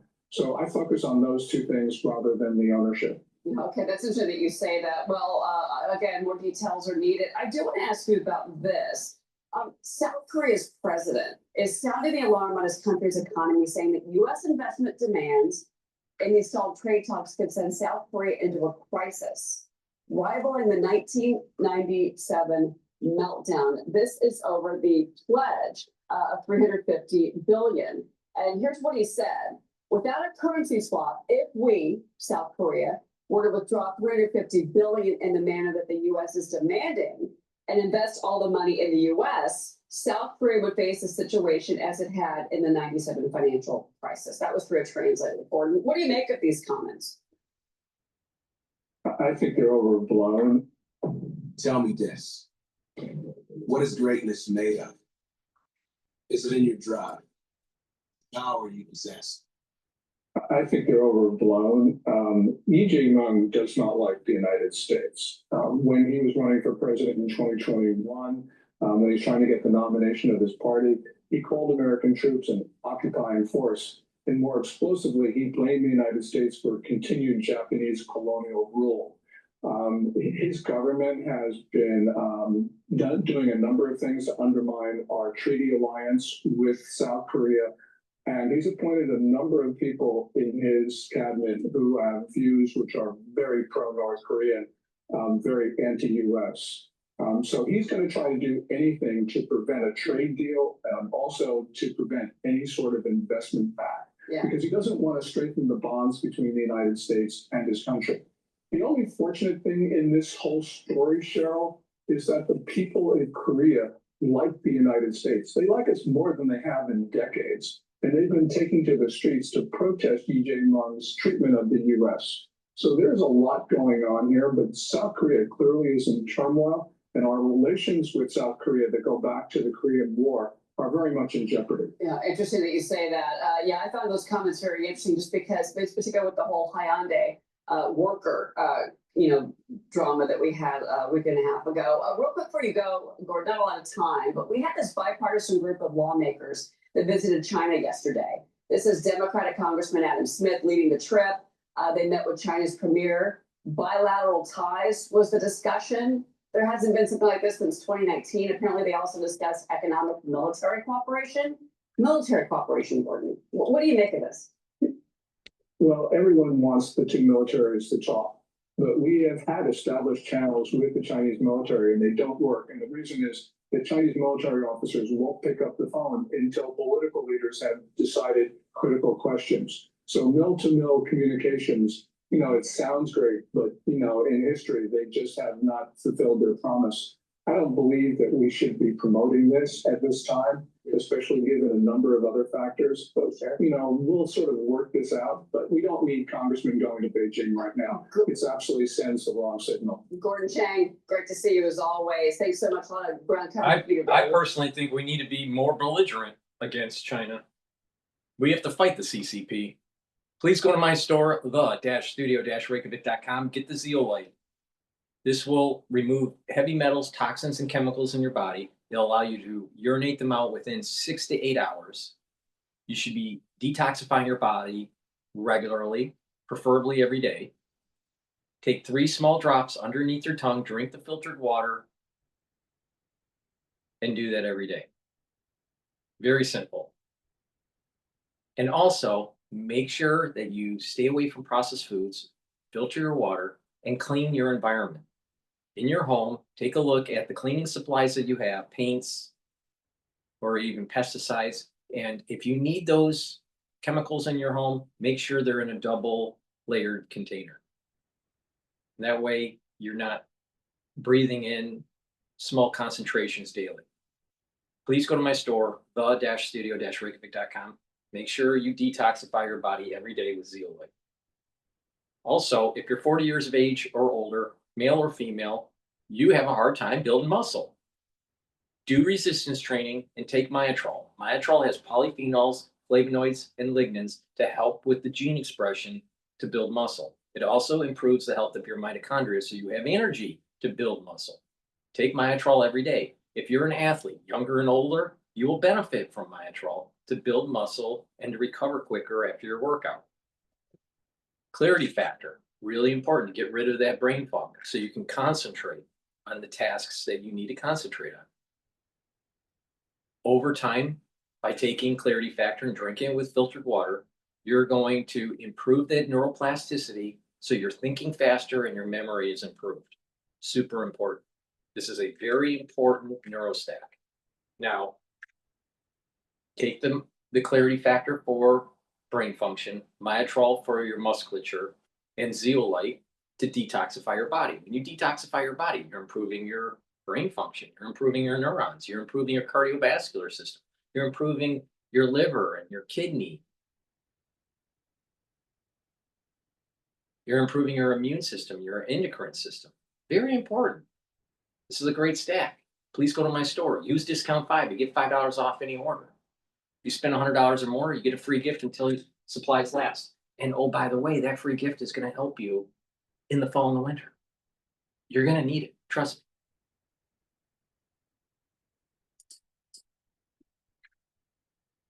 College campuses are buzzing with activity as students return after summer break, but change is also in the air. At more than 400 colleges and universities, programs and centers that promote diversity, equity, and inclusion have been eliminated or rebranded. DEI programs have been under a microscope since state laws and President Trump's executive orders labeled them as discriminatory. So what's the future of DEI in higher education? Paulette Granberry-Russell, President and CEO of the National Association of Diversity Officers in Higher Education, is here to tell us more. It's part of our Rethinking College series. Paulette, thank you so much for joining us. Your organization is more than 20 years old, which seems to underscore the fact that these efforts to promote diversity on college campuses is not new. But do you think that history is reflected in the current national conversation we're having about DEI? As you've referenced, the organization that I helped to lead has been around for 20 years, but that is not representative of the efforts within our colleges and universities to become a more welcoming, supportive environment for students based on diverse backgrounds, identities, lived experiences. So we've had quite a bit of work over I'd say the last 60 plus years to create a more supportive environment for all of our students. And some of them have told us about the ways in which these types of programs help them get access to specific scholarships, programs, centers designed to encourage diversity. We spoke to one student at the University of Texas, Dallas, to find out what these programs on his campus meant to him. When I did have access to DEI programs, they helped me a lot in being able to find a community where there was none. It's very easy as a Latino to feel very lost, especially if you're coming from a low income background like me. That helped me find a lot of common community with people who genuinely cared about what was going on around them, and also helped me find access to conferences and programs that I wouldn't have known otherwise. So what are some of those real world changes that You're telling me that a DEI department that is supported by usually taxpayer dollars, because most of them are state schools, or at least grants coming from the federal government or at the state level. But you have a bloated out administrative cost, and these people can't use ChatGPT to find these types of conferences or Google it. They're going to college. Don't they know how to do research? I mean, fucking A. That's number one issue. There is an implicit requirement of colleges, private or public, to create citizens that are productive. But what are they churning out lately, especially in the last 5 years? But if we listen to that other video of that inflection point that we played earlier in this broadcast, he mentioned that turning point and that conflict started around 2015 or 2017. So we're talking almost 10 years ago. But the thing is that They're churning out students that are ultra liberal, that are less productive, that don't affiliate with God, country, and family. Under the disguises, oh, we need diversity. No, what you need is to produce a student that can get a job. You need to produce a student that doesn't bring down the country. You need to produce a student that doesn't burn down the town. You need to produce a student that's not like Mondani, not like Mayor Wu in Boston, that's literally leading her city into a shithole because they're socialists. But let's just have DEI. Let's just keep on pushing DEI.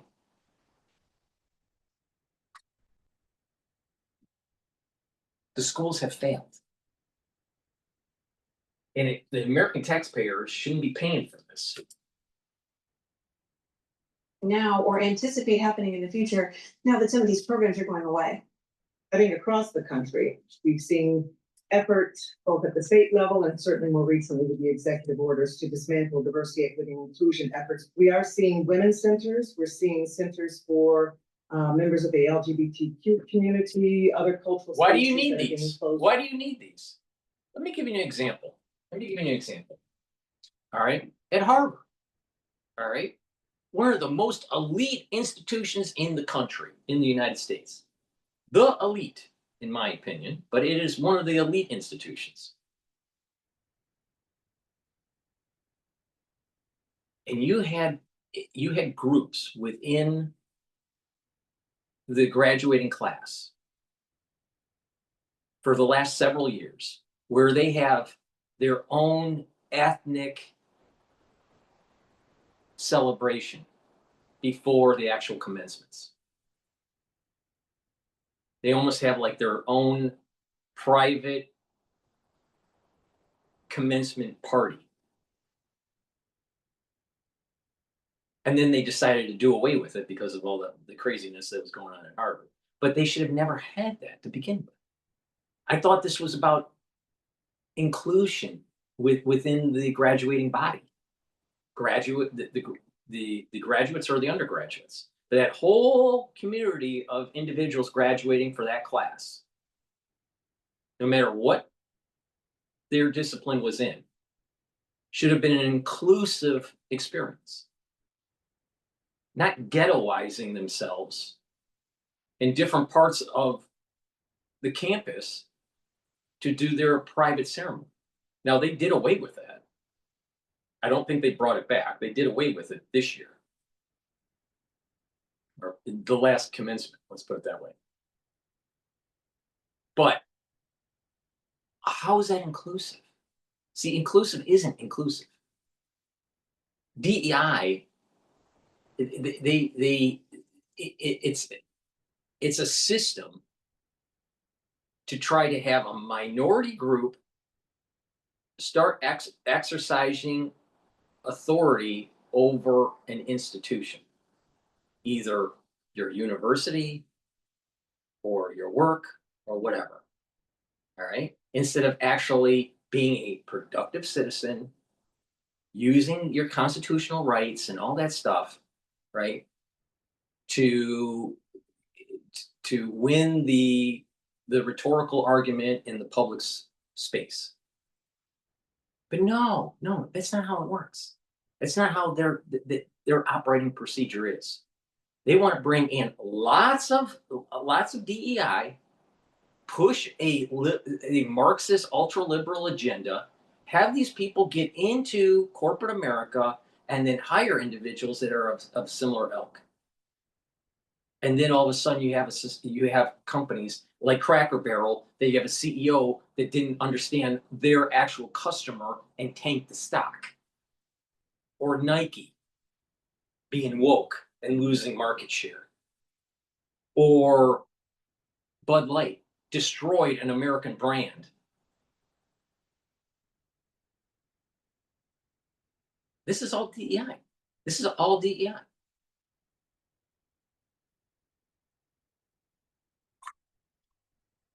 So why do you really need these things? We're not talking about preventing people from getting into the university that are LGBTQ, RS, XYZ plus whatever to the 10th power. We're not saying that different minorities shouldn't be in college, but you should be a productive citizen. You should have an affinity to God, country, or family, or at least some spirituality if you don't believe in God. But you have to have some morality.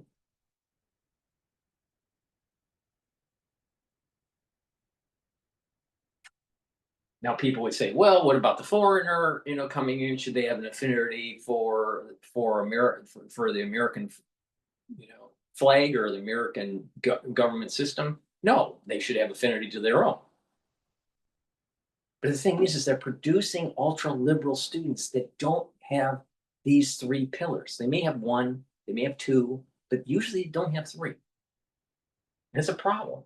It's a problem. Why do we fund this crap? Why? Why?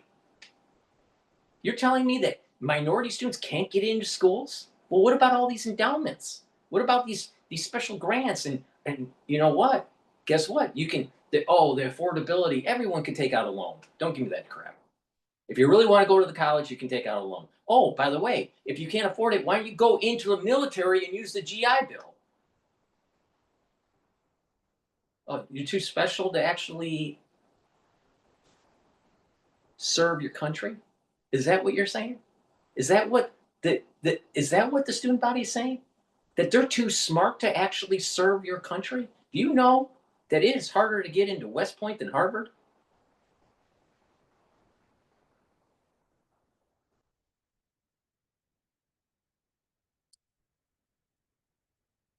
Funded. And it's clear, I think, as represented by the student, that these spaces were built over decades as a direct response to student needs, and their disappearance is deeply troubling. No. Those appearances, do you anticipate? They were no. Time out.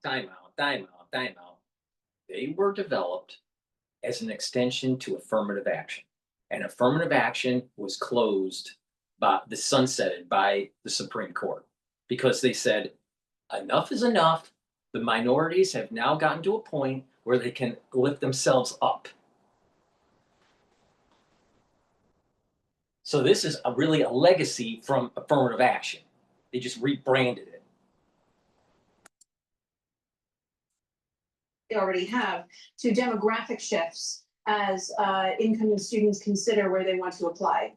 Well, it could. And if those individuals do not feel that campus is either respectful or supportive of their needs, don't go. Then it is possible that they will seek support in other colleges and universities across the country. But what should be noted is that these centers are not extras to campus life. They act as vital resources that ensure that all students, not just some students, are supported in their education.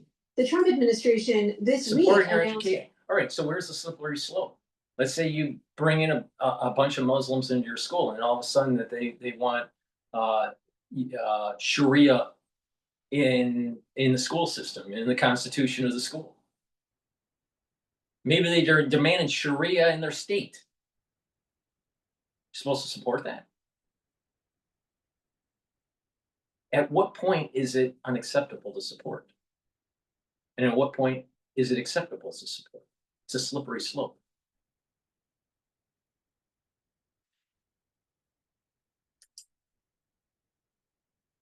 $500 million increase in funding to historically Black colleges and universities, while at the same time cutting funding for colleges that mainly serve Hispanic students. How does that change fit into this administration's agenda when it comes to promoting diversity on college campuses? At its core, our perspective is that this is not a win for students. It is a zero-sum approach. Funding resources are already scarce and potentially results in these institutions being pitted against each other. And all of these institutions, whether they are HBCUs, tribal colleges, Hispanic serving, minority serving institutions, they play a vital role in expanding access and opportunity for all students. The Trump administration has also said that getting rid of some of these initiatives will lead to a society of, quote, colorblind and competence-based, workplaces. How do you think about that vision as articulated there, and, What's wrong with and it? what does it mean to you? What's wrong with Well, I think meritocracy? a colorblind employment environment, while a noble goal, that is not the reality of individuals' lived experiences or their sense of community. Our communities are diverse. People are not necessarily uncomfortable. This is really the problem. There are many people that have ghettoized themselves, no matter what religion or ethnicity, they've ghettoized themselves and they have lost affinity to country. This is why I keep on saying you can look at the problems of society under the rubric of God, country, and family. And you will get to the core of the issue. So stop being ghettoized. Start being an American, not a hyphen American, not an African American. I don't even know what an African American is. What does that mean? What does that mean? No, they're black. Italian American? What does that mean? No, you're an American. You're not an Italian. Suck it up. This hyphenated crap is bullshit.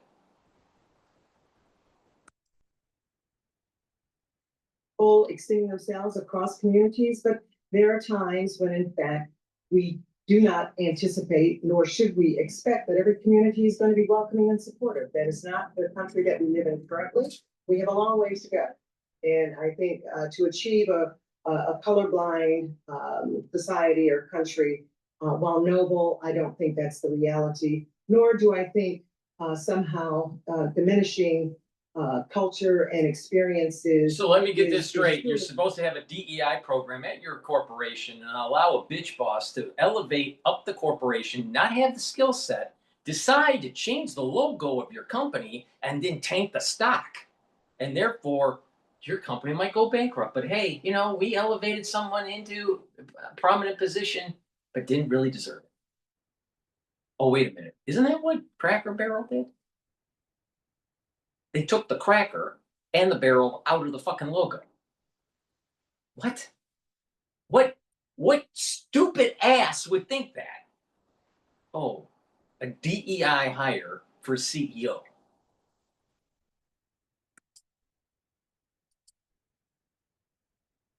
What is valued about this democracy. Paulette Granberry Russell with the National Association of Diversity Officers in Higher Education. Thank you so much. Mm-hmm. And thank you, Allie, for this opportunity. Yeah, well. All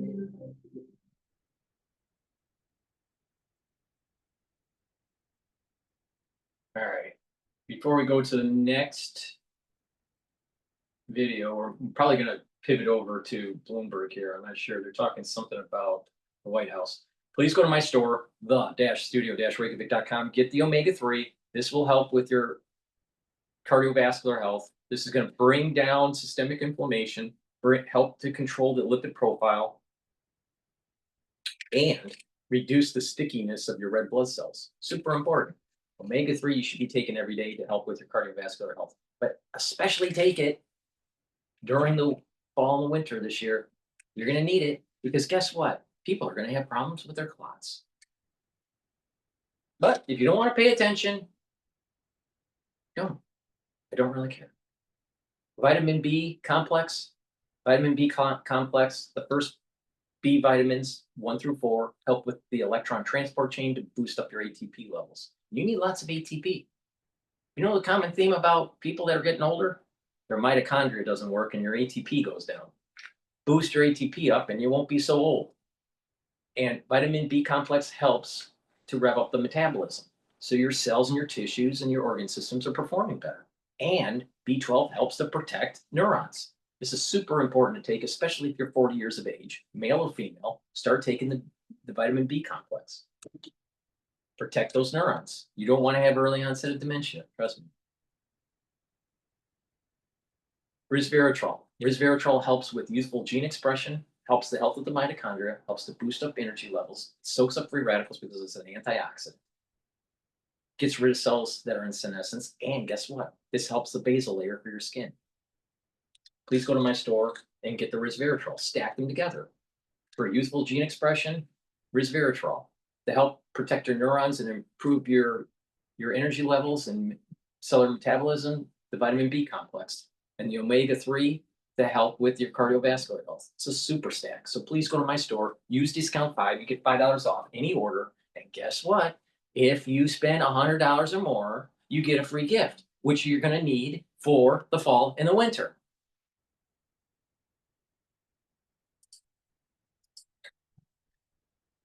New complication altogether. And you'll remember from Trump's first term, they really enjoyed this buddy-buddy relationship with the big Howdy Modi event that Trump attended in Texas during the first term.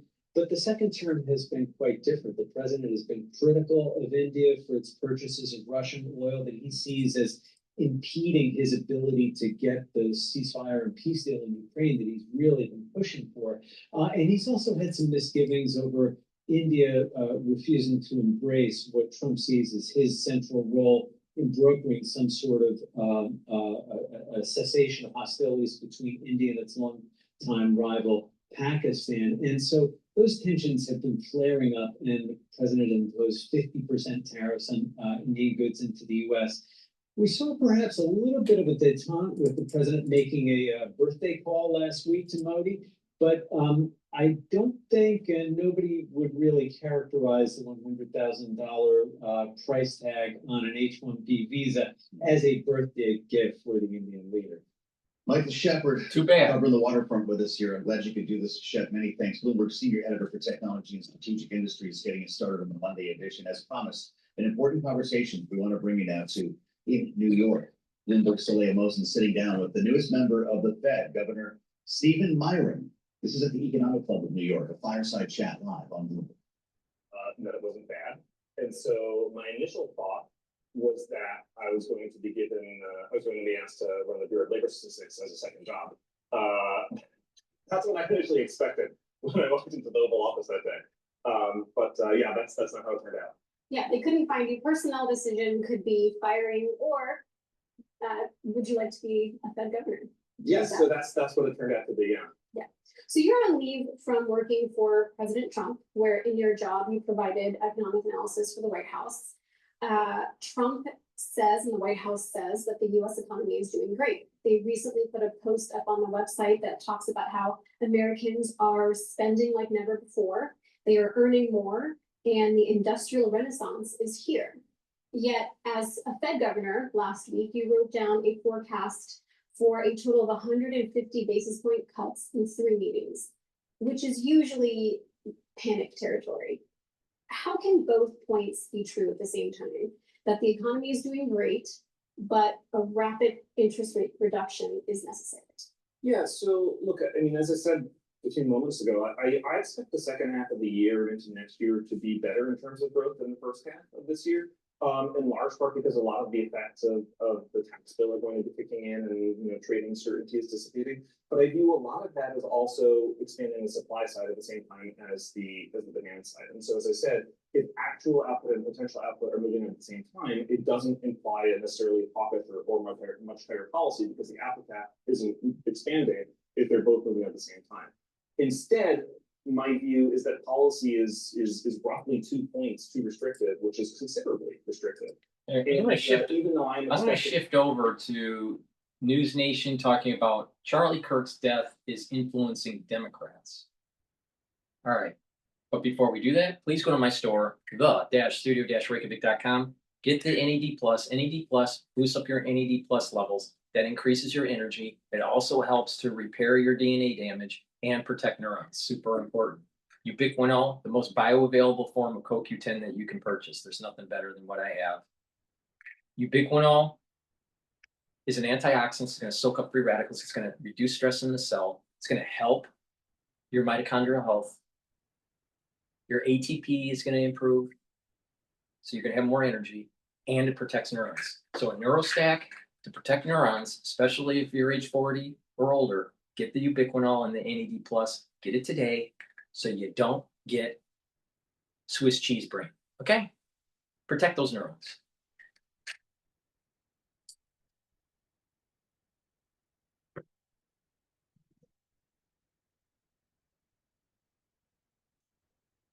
amazing. That's cool. This is so cool. We'll be tonight with Jack Sovic, Turning Point USA contributor, host of Human Events Daily. Tyler Boyer, Turning Point Action's Chief Operating Officer. Gentlemen, good to see you. To say this has been an awful, awful week for you would be an understatement. So we appreciate you being here. I want to ask you how you're doing because I have another question. You can see it in your face. Tyler, you're now organizing the funeral for one of your dear friends. Among those speakers, the president, the vice president, the secretary of state, the list goes on and on. Did you understand during Charlie's life, did you know 2 weeks ago the kind of influence and effect he had, Turning Point USA had in American politics? Yeah, I mean, we felt the influence for sure. I mean, everything that we've worked for and built, you said it best, and this is one of the largest political operations that the country's ever seen, certainly in modern American history. And so we felt that, and we knew what we were working towards and what kind of influence that Charlie Kirk had internally within the conservative movement. I think what's been a surprise is the externality of everything. How many foreign countries paid respects to Charlie? That's been a surprise, I think, for all of us. How this has impacted a lot of Democrats. I mean, you can see significant return from many Democrats saying, hey, I'm switching parties or I'm switching independent. I don't like what I'm seeing. And that, again, that speaks to Charlie. And as he said, he was a man who never went after people in a derogatory way. No, I remember, you know, that's what this show is tough interviews. Not tonight, but it normally is. And he was always willing to have a respectful conversation. And I think, and I hate to say this in this way, but he was so smart, he didn't have to call anybody names or argue. He could actually argue the facts with you and put you in a corner. Jack, you think about moments in American history, and you were intelligence officer in the military, and you think about moments of inflection. There is a George Floyd-like moment to what we're seeing here, that all of a sudden we didn't know anything was there, and then all of a sudden something happens in the country, something violent, and the whole country seems to change. Now, there have been no riots. That's a significant difference. There have been prayer groups in this case. Do we? Let's dive in and let's call it for what it is. All right. I think it's a JFK moment or an RFK moment. I think there's a lot of similarities between JFK and RFK and the assassination and all this stuff. But let's just compare the individuals that reacted from Charlie Kirk's assassination and the death of George Floyd. Those differences. And use the lens of God, country, and family.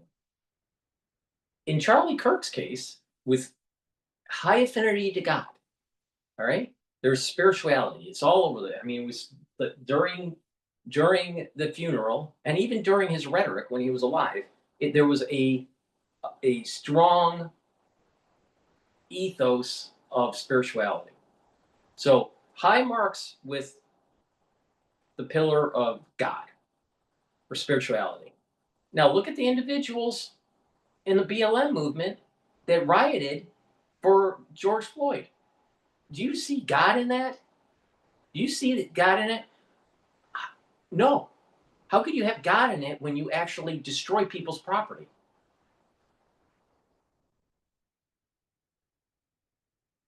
Or you steal? Isn't thou shalt not steal? I mean, isn't that one of the 10 Commandments? So individuals that were acting because of Floyd, George Floyd, especially in the context of the BLM,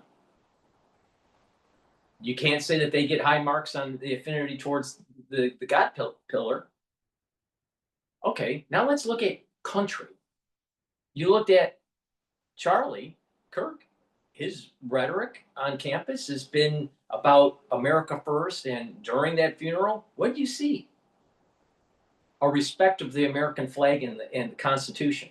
Do you see respect of the American flag and the Constitution during the BLM riot because of George Floyd? They burned down the American flag. The BLM was embedded with these Palestinian riots in 2023 and in 2024. Even though George Floyd didn't, passed away before then. But they were burning the American flag and demonizing the country. So the point I'm making is the individuals that reacted to the George Floyd incident, primarily the BLM, they don't have high marks for country, affiliation to country at all. It's quite the opposite. They want to tear down the country. Now let's look at family, the family pillar. Charlie Kirk kept on saying that it's really important to have a family and, perpetuate the genes and instill good manners and ethics within your children. So very high marks on the pillar side of God, country, and family. Now let's look at BLM, pushing for abortion rights, destroying fetuses, promoting promiscuity and this, rapper mentality, the ghetto mentality. Is that family? Is that family related? We're the boys, right? These black males can't pull up their pants, brush their teeth, or make their bed. They'll knock up 6 women and, and then you get a bulletin, you get this billboard on the side of the road saying 1-800 who's your daddy for DNA testing. Is that family? So there's big difference between George Floyd and the ones that reacted to his death and the ones that are reacting to Charlie Kirk's death. And it's very clear it's God, country, and family in those pillars. When you don't have them, you have a society that devolves.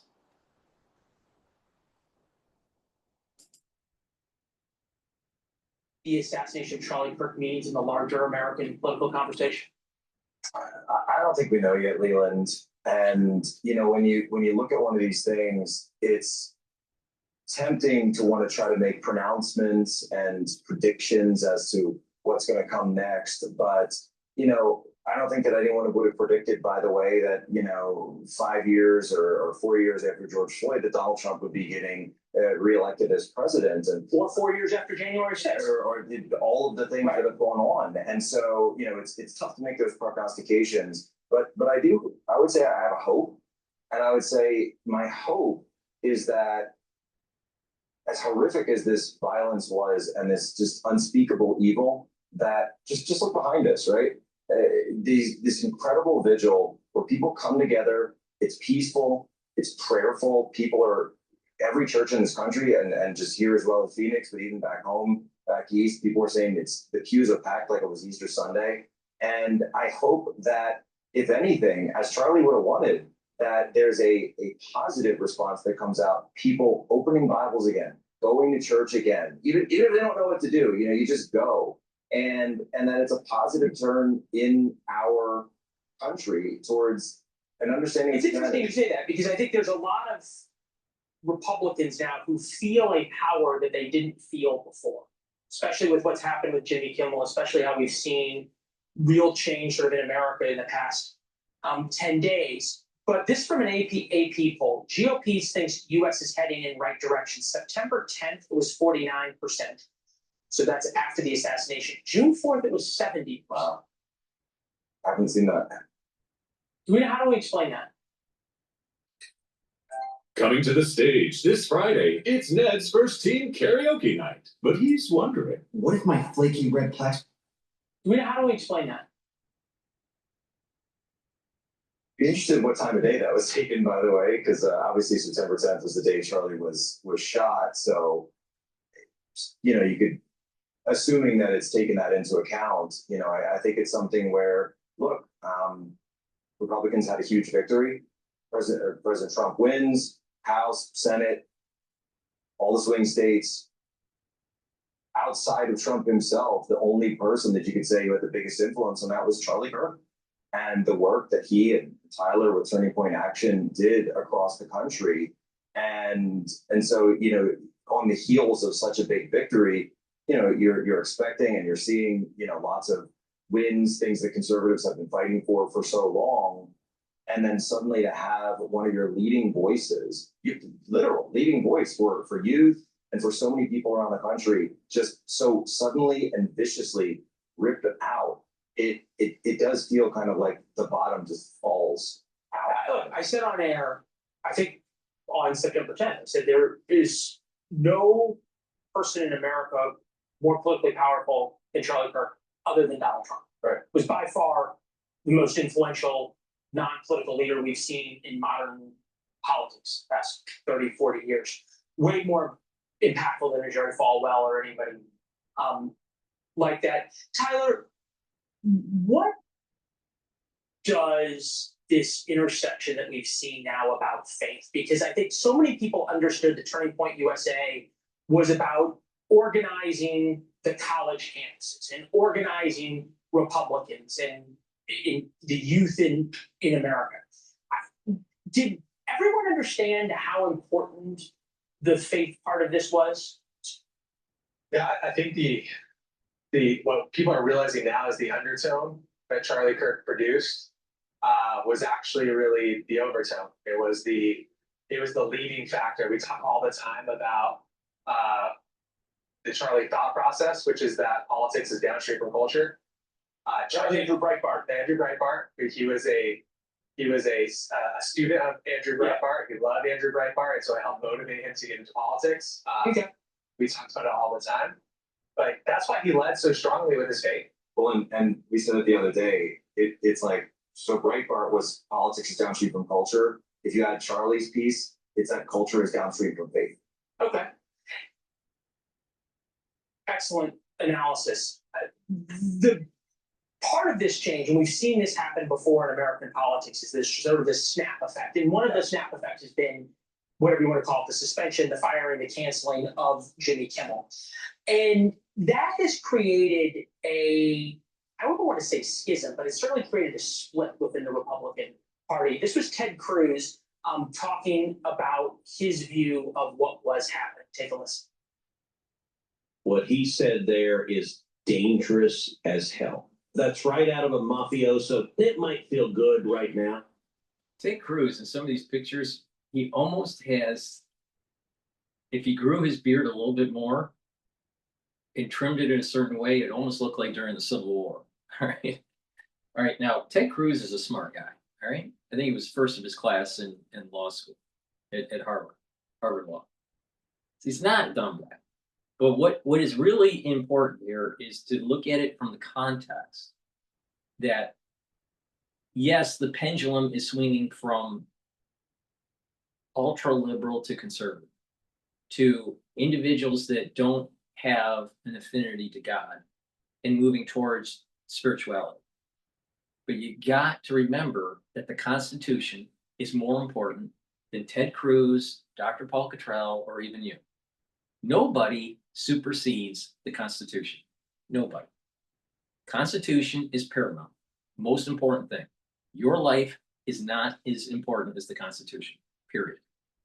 So with that as a law of truth, all right, then you have to start realizing that freedom of religion also means freedom from religion.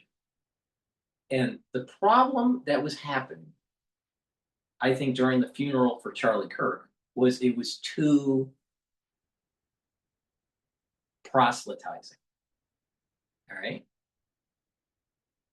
It should have been a little bit more, it should have been a little bit more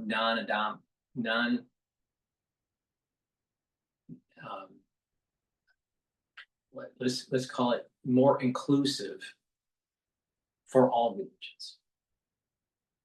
I think it was proselytizing the Christian faith. That is not what America's about. It's freedom of religion and from religion. Implicitly, it's from religion also. That's an important statement. So why do I say this? Sometimes when the pendulum swings, people think that their faith is the most important and that all others are subservient. That's not what our Constitution says. And when you are trying to curtail hate speech or the signaling of the mainstream media and how it's affecting the youth, and you're using the FCC to try to do that, that's a pendulum that's swinging too far. And you aren't following freedom of speech. All right. Same thing with the LGBTQ community. All right. Should an individual be prevented from being, I don't know, president of the United States or a president of a university because of their sexuality? No, of course not. They should, if they meet the merits of that position, if they qualify for that position, independent of their sexuality, they should get it. The problem is that the LGBT community has pushed it so far that they're demanding to be not just included, but to be super included. And you're seeing this during the Pride Month in New York. And it gets worse and worse and worse in this whole sexualization of children. There's this topic that I'm talking about is pretty deep here. But the point is that there's always a group that overshoots their position. Elton John said this perfectly.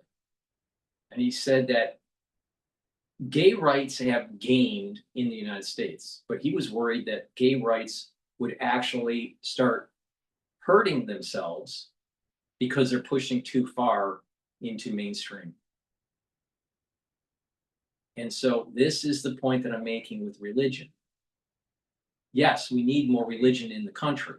We need more affinity to God or some spirituality to give us that foundation of morality, and especially at the children level. And when they grow up and become adults, they have a better foundation to perpetuate a peaceful and productive society, law-abiding society. But when you proselytize a particular religion, no matter what the religion is, it's going against the grain of the Constitution. And this is what Cruz is saying about the FCC. They're overshooting. It's not in the context of religion, but it's in the context of freedom of speech. So all of these freedoms that we have, if you overshoot, it can cause problems. And I think that the individuals that were mourning Charlie Kirk's death, especially the evangelical Christian, needs to keep this in mind, that the reason why you lost parishioners over decades since the 1950s is because of the overshoot of the evangelical rhetoric. Our Constitution, freedom of religion and from religion, implicit. Very important. Now, if you tell that to a true believer in the Christian faith, they're going to think that you're a heretic. But like I said, the religion, no matter what religion it is, Judaism, Islam, Christianity, Buddhism, I don't care. There is nothing that supersedes the Constitution. Why? Because the Constitution is designed where everyone's equal.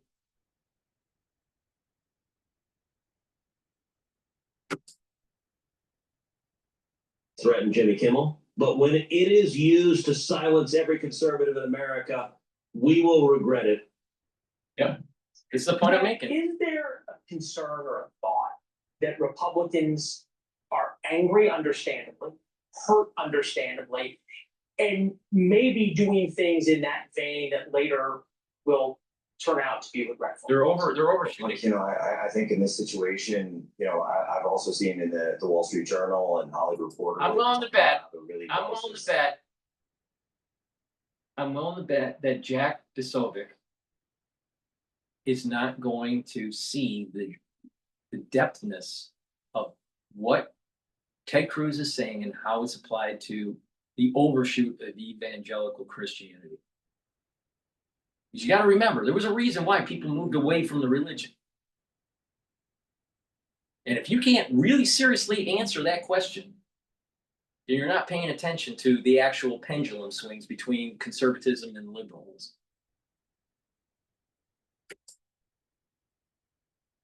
Backlash from the local affiliate. So I think there's a lot going on here. And at the same time, I totally get what people are saying. Look, power and do so in a correct manner. You need to do so with that understanding of what the after effects are going to be. You have to understand what's the right call, what's the wrong call, what follow-on effects are going to have. But at the same time, you know, just in this example, I hear this a lot of times from conservatives who say, well, what if the left were to cancel, you know, were to cancel conservatives? What if the left were to do that? And they've been doing that for decades. They've been doing it for decades. The argument is it was wrong then. And it was something that Charlie spoke out against in this sense. But there's a massive difference here, which is there's an expectation that those that are sitting within positions of authority, both in private corporations and then also that are called and assigned to governmental positions, also are caretakers of those specific entities. And so, you know, for us, the left was attacking the individual. The left was trying to take out people like Charlie Kirk, was trying to sideline Charlie Kirk. Demonize him by name. Demonize him by name. Charlie, as you pointed out, never demonized anyone. Agreed.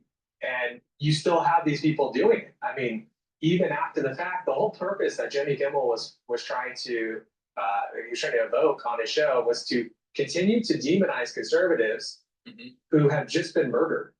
And so blame conservatives. But the thing is Jimmy Kimmel is, you know, on a main network, TV network, ABC, I think that is. Well,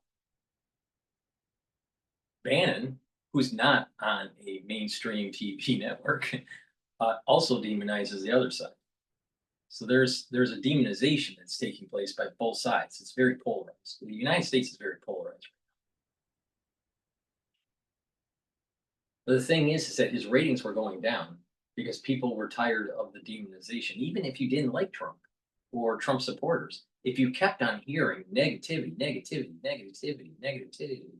from someone like a comedian, like Jimmy Kimmel, it's no surprise that his ratings were falling. But it goes even farther.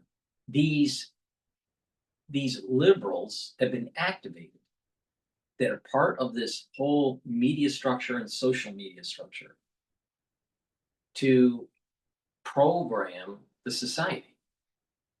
There is a domestic propaganda that's taking place. And Jimmy Kimmel was part of it. And he made millions of dollars doing it. See, what is Jimmy Kimmel really more mad about? That he's going to be losing millions of dollars? Or that it's freedom, that he thinks that FCC is going after him and it's curtailing his freedom of speech. Meanwhile, his ratings were going down. What does he really care about? I guarantee you it's about the money. It's always about the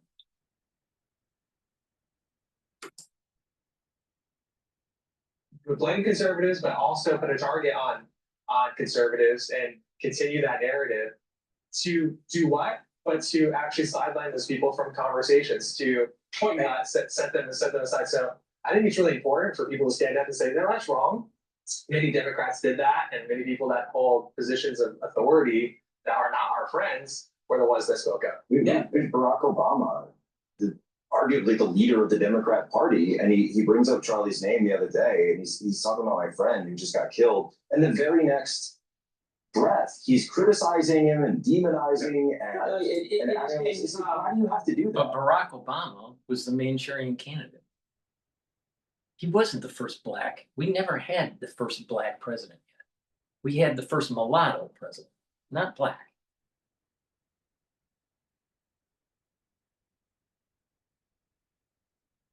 And then on top of that, what was the ethos of Barack Obama? I'm listening to his actual memoirs on audiobook. About 5 hours into a 30-hour book. And he just was elected. All right, so that's where I'm at in the book. The boy, Barack Obama, is a smooth talker. He's a smooth talker, but he's a Marxist. He's a Marxist. He came from Marxism. He believes in Marxism.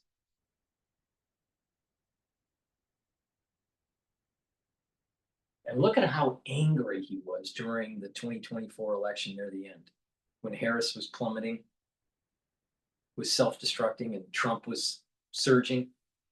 You notice how angry he was during those stump speeches? Was that presidential? You ever see Jimmy Carter do that? You see George Bush Sr. ever do that? Or George Bush Jr.? Or even Bill Clinton? So why is it so charged with Barack Obama? Because that's how Marxists talk. That's how Marxists act.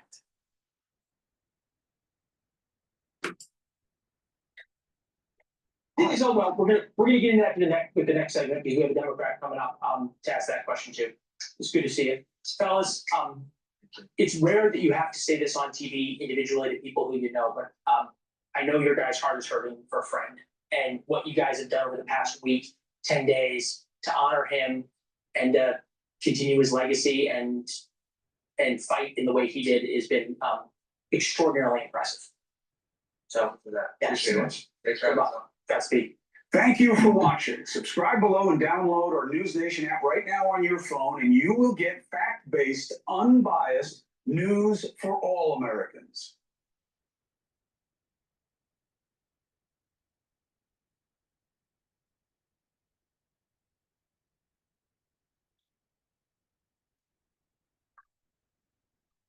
People who pick post-university choose our 100% online Master of Education program. So all right, so we're going to go to Bloomberg, but please go to my store, the-studio-reykjavik.com, and get this stack that is the foundation for the anti-aging protocol.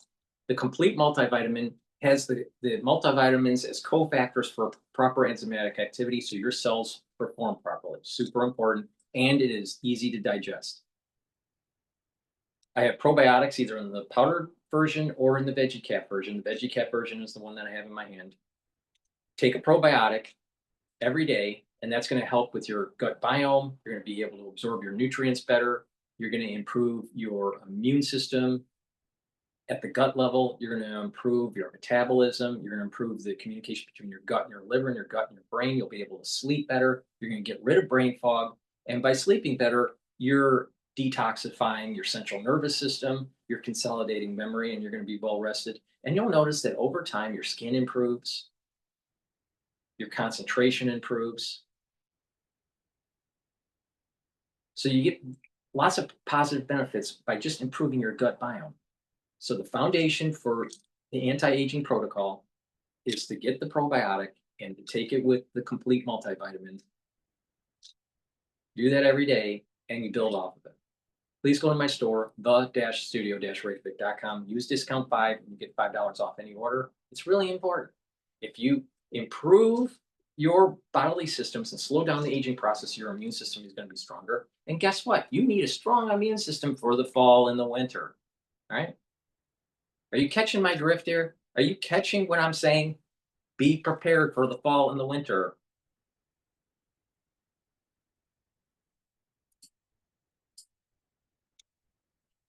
And 1 vote out of 12 And if he is only there until the end of January or a little bit after, it isn't going to really matter what he says. And it's probably not going to be easy for him to convince anyone else that's already on the Open Market Committee to go along with his views. Yeah, he kind of brushed off the question about the Mar-a-Lago Accords when Saleha asked him, was that to be expected? That was interesting because he said, I was quoting somebody else. It wasn't my idea, but it is a whole paper basically on that idea. So that he published. So even if he was quoting somebody else, it does appear to be his work, and it is where this whole thing generated from. I'm looking at the headlines from the interview on the terminal as I speak to you, Mike. A series of 50 basis point cuts will recalibrate policy. What's a series? 1, 2, 3? Well, he's looking at the 4.5 for between now and the end of the year, or something bigger, because he forecast 125 basis points worth of cuts. So that's a significant amount of well, it'd be 2.5 50 basis point moves. And then after that one. Steve Moore, I think, is on Fox Business. We're gonna play Steve Moore. I probably disagree with him. All right, and I'll explain why. But let's play it right now. He's an economist. Monday morning, a little green, a little red on your screen, but not that much. Dow's off 190. Small loss for the S&P and for the Nasdaq. That's how we might open. No idea how we close. Oh, look at gold. A record high, $3,754 an ounce, up almost $50 today. Now this, President Trump announced a change to the immigration system. Companies applying for new H-1B visas for foreign workers are now required to pay a one-time $100,000 fee. I think that's a good idea. New workers, not those already here with an H-1B visa. Steve Moore joins us. 2 questions, Steve. Number 1, does this create opportunity for native-born Americans? And Yes. Number 2, do we have the technology skills that we require? Yes. Well, let me answer that second question first. Now you got to remember, he's a fucking economist. He's a fucking economist. And I was a professional engineer in automotive, so I should know better than that fucking economist. One of the great comparative advantages of the United States over virtually every country in the world, and we have completely, as you know, sir, the United States has completely dominated the internet age. You know, we're the ones with the $1 trillion companies, and it's in part, and not even a small part, but the fact that we are attracting the best and the brightest people from all over the world to places like Silicon Valley and Austin, Texas, and Boston, Massachusetts. So my response to I think it's a bad idea on the H-1Bs. We need more of them, not fewer of them. Wrong. We have students coming out of engineering school, and instead of going into engineering, they're going into finance. But if there are lots of great opportunities for them in their engineering discipline, they'll go into those fields. So he's wrong on that. He's wrong. He's just flat out wrong. Now, you also notice he was only focused on tech. He didn't understand about chemical engineering, petroleum engineering, electrical engineering, nuclear engineering, mechanical engineering. See, there's a lot more types of engineers. Steve Moore, wake up. Wake up.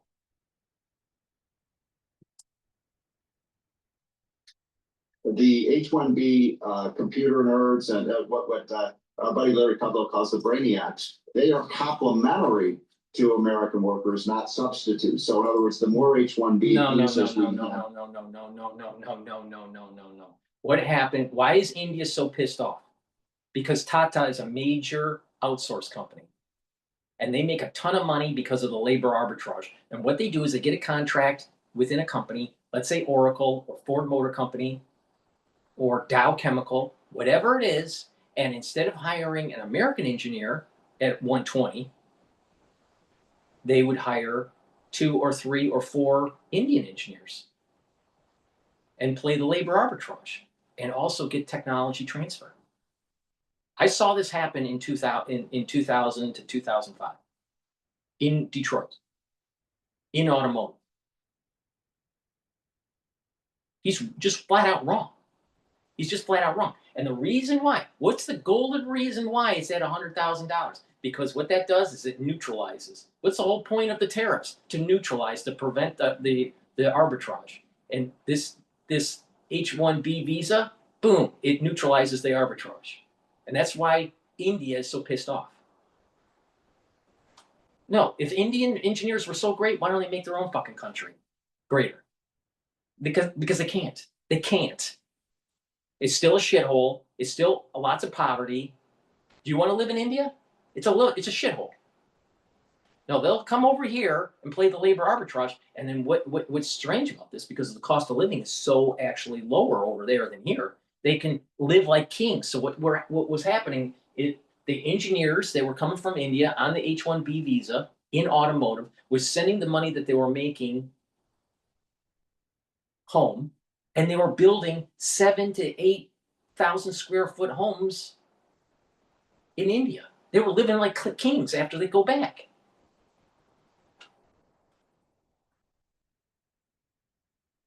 Really? Really, Steve Moore? You really think that's... See, this is the problem when you're only an economist and hasn't really done anything in the real world. The more jobs we create in the United States. And let me mention one other quick thing. Did you know, Stuart, that 3 of our magnificent 7 companies, Microsoft, Google, and I'm trying to remember the other one. Tesla. All 3 of those the CEOs came in on an H-1B visa. So think about how many hundreds and hundreds of thousands of jobs. Steve Moore, I know you're an economist and you take data, but there is something called survivor bias. All right? The far majority of the H-1B visa holders aren't Elon Musk. Because if that was the case, then the far majority of the H-1B visa holders would have been multi-billionaires. And they have spaceships. The last time I looked, that isn't in existence. So don't use survivor bias as a general statement.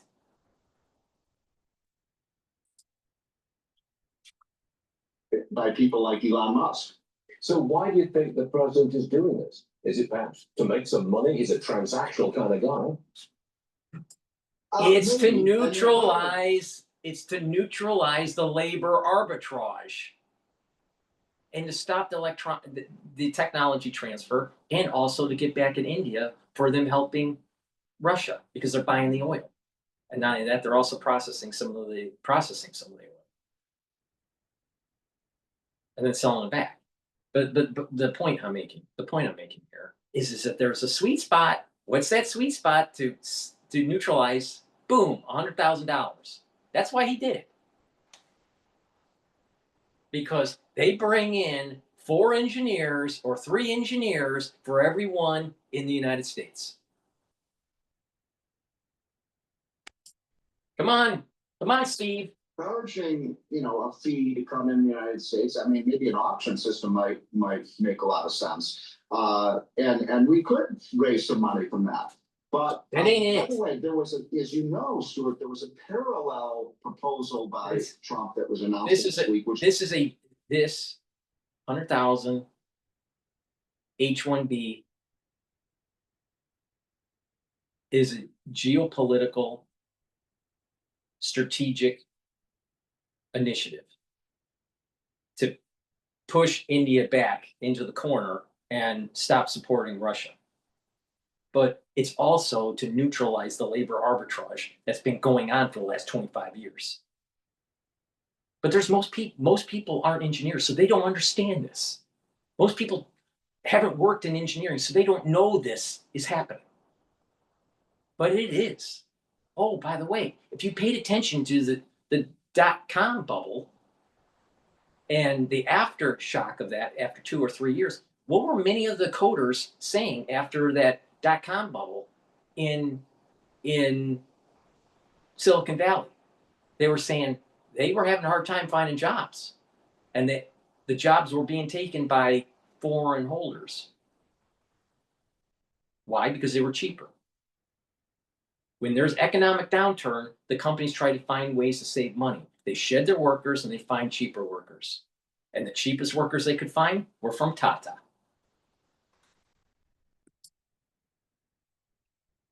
Like a lot, which are these golden visas or Trump visas, which I believe, I don't know the exact details, but you pay it $1 million, you get a visa, you agree to come to the United States, start a business, employ a certain number of Americans.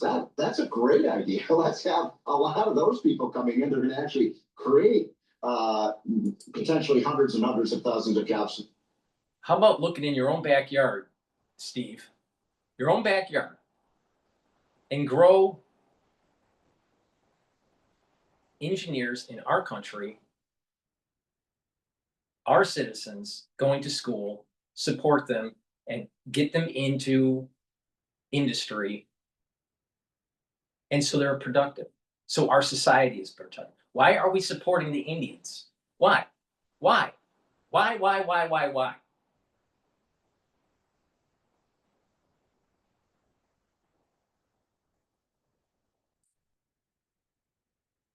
Say so, Mr. President, I like that idea. I'm not wild about charging people more for the H-1B visas. Okay, Yeah. President Trump wants the Steve world Moore's wrong. to fund Just fucking more flat out wrong. fossil fuel projects. It's his latest push against the green agenda. Steve, Trump has killed the Green New Deal here.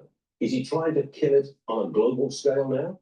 Hopefully he does. Well, it's killing itself because it just turns out wind and solar are very fringe forms of energy, niche forms. They can never provide the power we need to for the internet, for the AI. So Steve Moore is against the green energy. I'm against green energy. It doesn't have the power density. Not only that, a lot of these lithium batteries are terrible for the environment, especially when you're mining it. You ever realize that these mines use a lot of wastewater and there's a lot of runoff? Believe me, there's a lot more environmental degradation of getting lithium out of the ground than oil.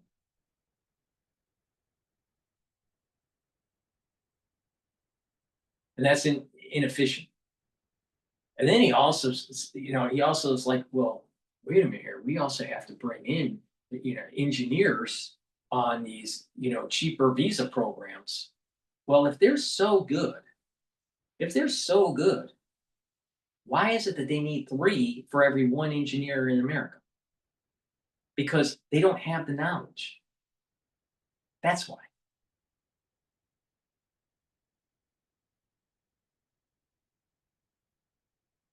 So he's for one program that's inefficient. 3-to-1 ratio, that's inefficient. And then he's also saying he doesn't like green energy because it's inefficient. Well, you can't have your cake and eat it too. You can't use your energy and still have it, Steve. Which is it about efficiency or not? If it's about efficiency, then you shouldn't be having the H-1B visa holders.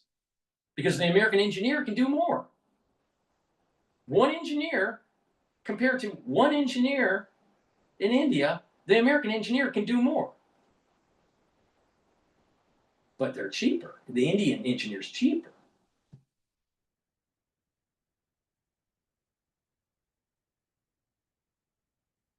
And so if you are helping India out, how is that helping the tax revenue in this country? How is that helping with family creation in this country? How does it help building and homes and buying existing home stock in this country? Steve, the economist that never built him. For robotics, which are going to create, require about 3 times more power than we have today. So fossil fuels, oil, gas, and coal, and nuclear power will continue to be by far the dominant forms of energy for at least the next 50 to 100 years. And there's been huge amounts of waste by the World Bank in investing in. So if the efficiency ratio is so important to pay attention to for energy creation, why isn't the efficiency ratio as important with the H-1B be those holders. Steve, you can't play the fence on this.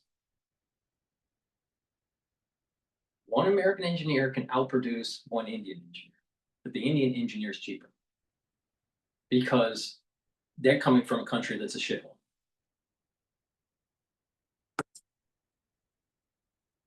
And wind, which is still, we only get about 4 or 5% of our energy after spending hundreds of billions on this. So Trump is exactly right about this. We need to be energy dominant, and other countries, when the World Bank is going into these poor countries and telling them, oh, don't. Why shouldn't we be engineering dominant too, Steve?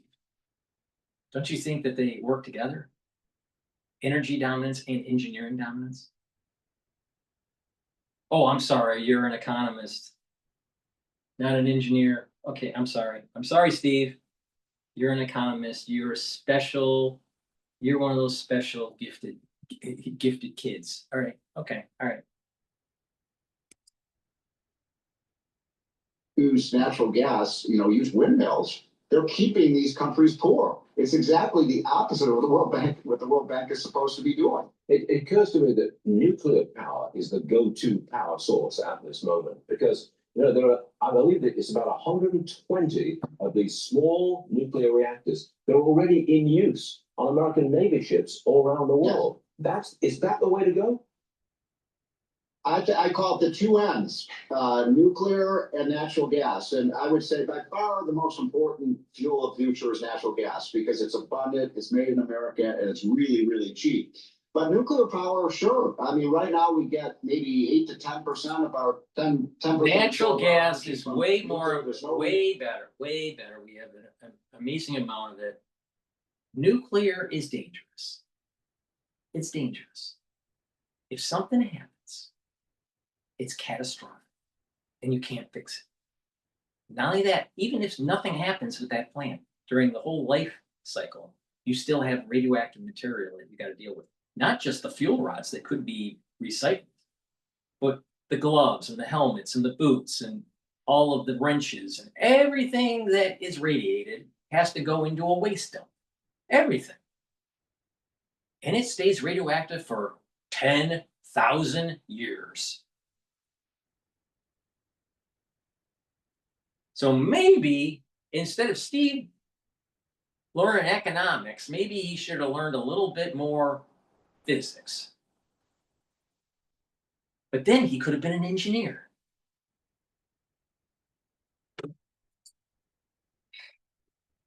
Please go to my store, the-studio-reykjavik.com, and get the Max 35 or the Cleanse. The Cleanse is 35 parts per million. The Max 35 is 35 parts per million. Take a teaspoon a day, swish it in your mouth, gargle about 20-30 seconds, and swallow it. That will help to boost up your immune system. It helps the health of your mind. It'll help the health of your oral cavity and your oral pharynx, the health of your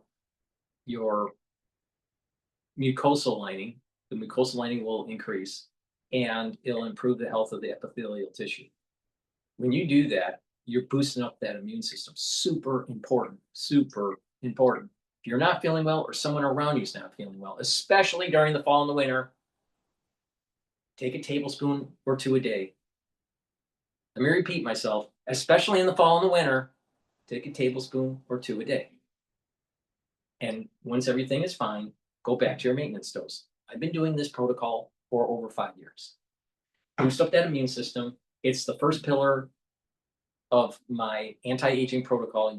You have that foundation, which is the multivitamin and the probiotic. And the first pillar to boost up that immune system is taking the Max 35 or the Cleanse. But you're going to need this for the fall and the winter. Be prepared. Be prepared. Because guess what? Something bad's coming. Something bad is coming and nobody's paying attention. White House press briefing that's underway right now. Caroline Leavitt, the press secretary, telling reporters that President Trump will speak on the childhood autism epidemic, something that he previewed in his speech at the Charlie Kirk Memorial yesterday in Arizona. Leavitt says Trump will give a quote major speech tomorrow morning.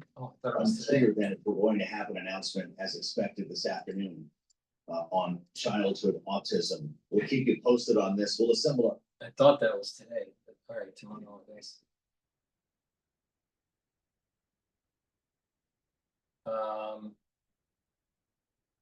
Let's listen into.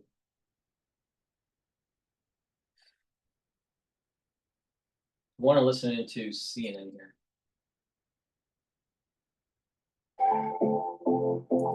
You belong on the water. Water brings solitude. Water brings clarity. It's bigger than just catching the fish. We begin with French President Emmanuel Macron at the United Nations General Assembly this afternoon. He is expected to formally recognize a Palestinian state, and it comes just a day after the United Kingdom, Australia, Canada, and Portugal all came out in favor of Palestinian independence. Also this morning, we have this new video out of London. A special ceremony marks the raising of the Palestinian flag at the Palestinian mission to the UK. Also new this morning, tens of thousands of protesters in Italy calling for a nationwide strike to support Palestinians in Gaza. They are also demanding that their government join other Western nations to recognize a Palestinian state. Let's get some analysis right now. Joining us now, Axios politics and foreign policy reporter Barak Ravid. He's also a CNN political and global affairs analyst. Barak, there's a lot of international momentum right now towards the recognition of a new Palestinian state. How is Israel, first of all, responding to this? Hi, Wolf. I think Benjamin Netanyahu finds himself almost 2 years after October 7th, this horrible, horrific terrorist attack, more isolated than ever. And with Netanyahu, the entire country is more isolated than ever. And I think this is what we're going to see in the next few days in the UN General Assembly. You know, Netanyahu published his schedule for the UN General Assembly, and no offense to anybody, but his bilateral meetings are with the leaders of Serbia, Argentina, and Paraguay. I covered a lot of his trips in the past. His itinerary looked very different in the past, with many more leaders from more prominent countries. And I think it tells you a lot about where Israel is today. It certainly does. How much concern is there, Barak, in Israel that the country is being increasingly isolated out there on the international stage? I think there's a lot of concern. Netanyahu himself said it publicly. He said that Israel is undergoing isolation. He even said that Israel should be like Sparta. He called it super Sparta, something that got the stock market in Tel Aviv to crash. And so I think a lot of people feel that way. I think Netanyahu is totally aware of the situation. But at the same time, one of the things that he's considering at the moment, in retaliation to those recognitions of Palestine, is to not take a step back, but to double down by annexing parts of the West Bank, something that will only increase the international pressure and criticism on Israel. Even the Trump administration is telling Netanyahu that this would be one step too far and is urging him not to do it. How much pressure is Netanyahu under right now to take steps to free the remaining Israeli hostages in Gaza as the IDF, the Israel Defense Forces, ramps up its military campaign in Gaza, especially Gaza City? Well, there's only one person Benjamin Netanyahu cares about, and this is President Trump. The domestic pressure, the demonstrations, the tens of thousands of Israelis that are going to the streets to call for an end to the war and the release of the hostages, all of those, Netanyahu doesn't care about that. He cares about one person, this is Donald Trump. And the interesting thing is that Donald Trump tomorrow is going to meet with the leaders of 6 Arab and Muslim countries and present to them, maybe for the first time since he's president, his ideas and his principles for ending the war in Gaza. And I think this could be a very meaningful meeting, especially that next Monday, Netanyahu himself will arrive in the Oval Office for his 4th meeting with Donald Trump since January. And he will also be presented with those principles and ideas. So I think that Donald Trump, you see, while publicly he's giving support to Netanyahu, I think what he's doing is try to find a way to end the war as soon as possible. All right, Barack Ravid, thank you very, very much.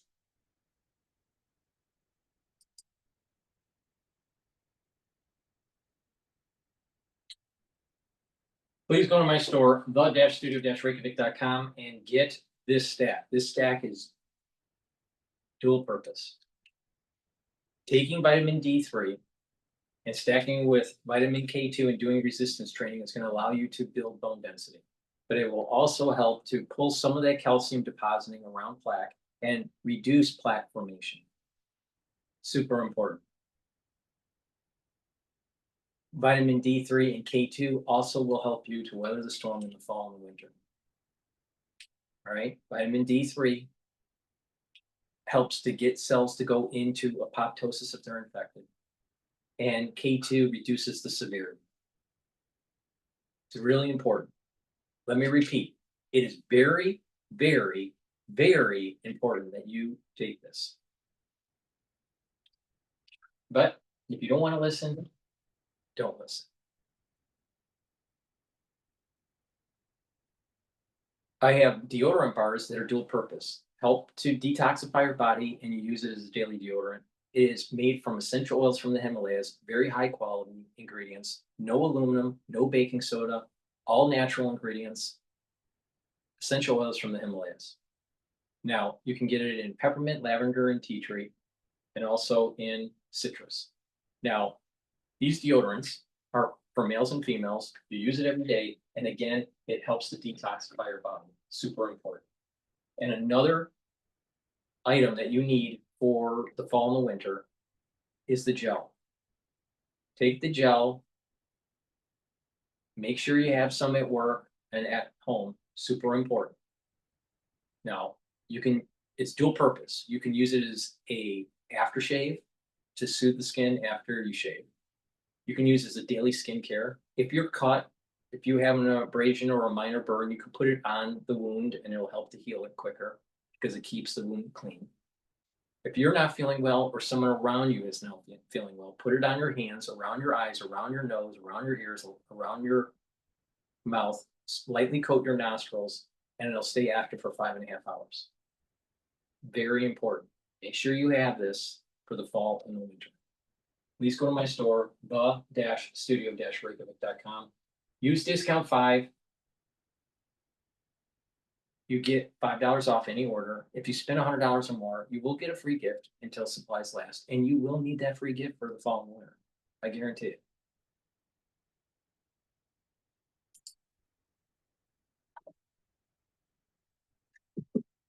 If your pet goes from weird to weirder, mooey to... So every morning I get newspapers delivered to my house on Long Island. The papers, the actual, I can hold it. I like that. I also get them on the social media, the email, all of that, but I'd rather read the paper. It's just old time habit, traditional guy, whatever. So there's an ad in the New York Post, and it says, move to Connecticut. And it's got a picture of a real estate group in Fairfield County. And there's no surprise about this ad. Mandani. There will be many people moving all over the place. And I'll get to Connecticut specifically in a moment because I did live there. But I want to give you some stats. Since Governor Hochul took office, 2021 to 24, 677,000 people have left New York City. 677,000 people have moved out of New York City. And New York State, since Hochul's been governor, 1.3 million New Yorkers have left. Now, of course, they're being replaced by a variety of people, not 100%. We've lost congressional representation in the state, and our population is shrinking. Those are enormous numbers. Enormous. So what's happening now, and I know this because I live on Long Island in a fairly affluent area, easy into the city on the railroad. is that the property values are going up, particularly in easy access in. And they're going up a lot because city people are going, I'm not even going to chance it. Madani is so dangerous to the economy, to personal wealth, to public safety. I want out of here. Particularly families. Because you're not going to believe the horror that's going to descend on New York City if that man gets elected. It's going to be dangerous. So people are moving away, and then the real estate agents, it's all supply and demand, right? So in my neighborhood, about 20% houses have gone up this year. These are nice houses, affluent neighborhoods, as I said, but there's a flight. Cold and flu season coming on up, we all know it. And it really is nothing to take lightly. So when people start getting very smart, have a pharmacy, you can, now they're helping Americans get ahead of it. With 10% off, particularly when your kids get sick. If you have a few months supply, taking care of your family, as I do. It would be lovely if you'd stop fucking this advertising. Into this. So people want to keep their job in Manhattan, you go up to Fairfield County or Greenwich or any of those towns.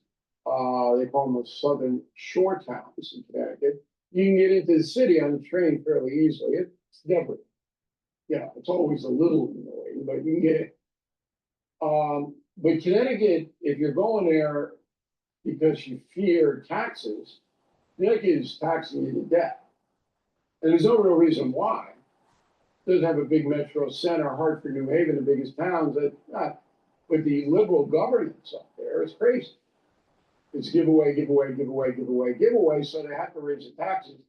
Property taxes are high, sales taxes are high, everything's high. If you're looking for low tax, you got to go to the Carolinas, Florida, Texas, Tennessee. Can't go north, except New Hampshire. New Hampshire is low tax state, but you're going to freeze your buns off up there, and you can't commute to New York. But anyway, these Connecticut people are smart because there will be a segment of New Yorkers, and their commute by car on Long Island is impossible. It's impossible. I live 22 miles from Midtown Manhattan. It'd be an hour and a half, easy. And it's not just rush hour either, 24/7. Connecticut is lighter. Still, the Stamford area is still a killer. But it's a lighter traffic footprint than Long Island. And Connecticut's a beautiful state. I mean, that southern shoreline is gorgeous. A very nice place to live. But you better have some loot. The real estate is hot. But anyway, it's shocking how many New Yorkers are leaving, and that is going to accelerate if Donnie becomes mayor. And it's going to accelerate big time. And all of that will have negative consequences on those of us who have to live here. And I have to live here because of family, because of business, et cetera, et cetera. But I want to live here too. I'm not in New York. Please go to my store, the-studio-reykjavik.com, and get the lignans. Lignans will help with your immune system, your endocrine system, help to soak up free radicals and bring down inflammation. That's going to help your immune system and your cardiovascular system. Ashwagandha root brings down cortisol levels and helps you to control your blood glucose levels. Super important for your cardiovascular system and your immune system. And turmeric brings down free radicals and also brings down pro-inflammatory cytokines. By stacking these together, you're improving your cardiovascular health, your immune system. And when you're bringing down inflammation and soaking up free radicals, you're even improving your neurons. And didn't I say that a lot of people are going to be getting early onset of dementia within the next 5 years? So maybe you should be paying attention and getting the turmeric, the ashwagandha, and the lignans, and take it every day. Boost up that immune system. You're going to need this for the fall and the winter, but not just that. It is the third pillar of my core protocol. Remember, the protocol is taking the multivitamin and the probiotic as the foundation. Max 35 or cleanse, it's the first pillar to help boost up that immune system. C60 to soak up free radicals is the second pillar. Third pillar is the turmeric, ashwagandha, and lignans to boost up that immune system and help with your cardiovascular system. And Boomer Boost revs up that metabolism and increases your energy levels. All right, let's go to Bloomberg. Democracy Visiting Fellow at Harvard Kennedy School's Ash Center. Great to see you both here. Rick, you're no stranger to the business world.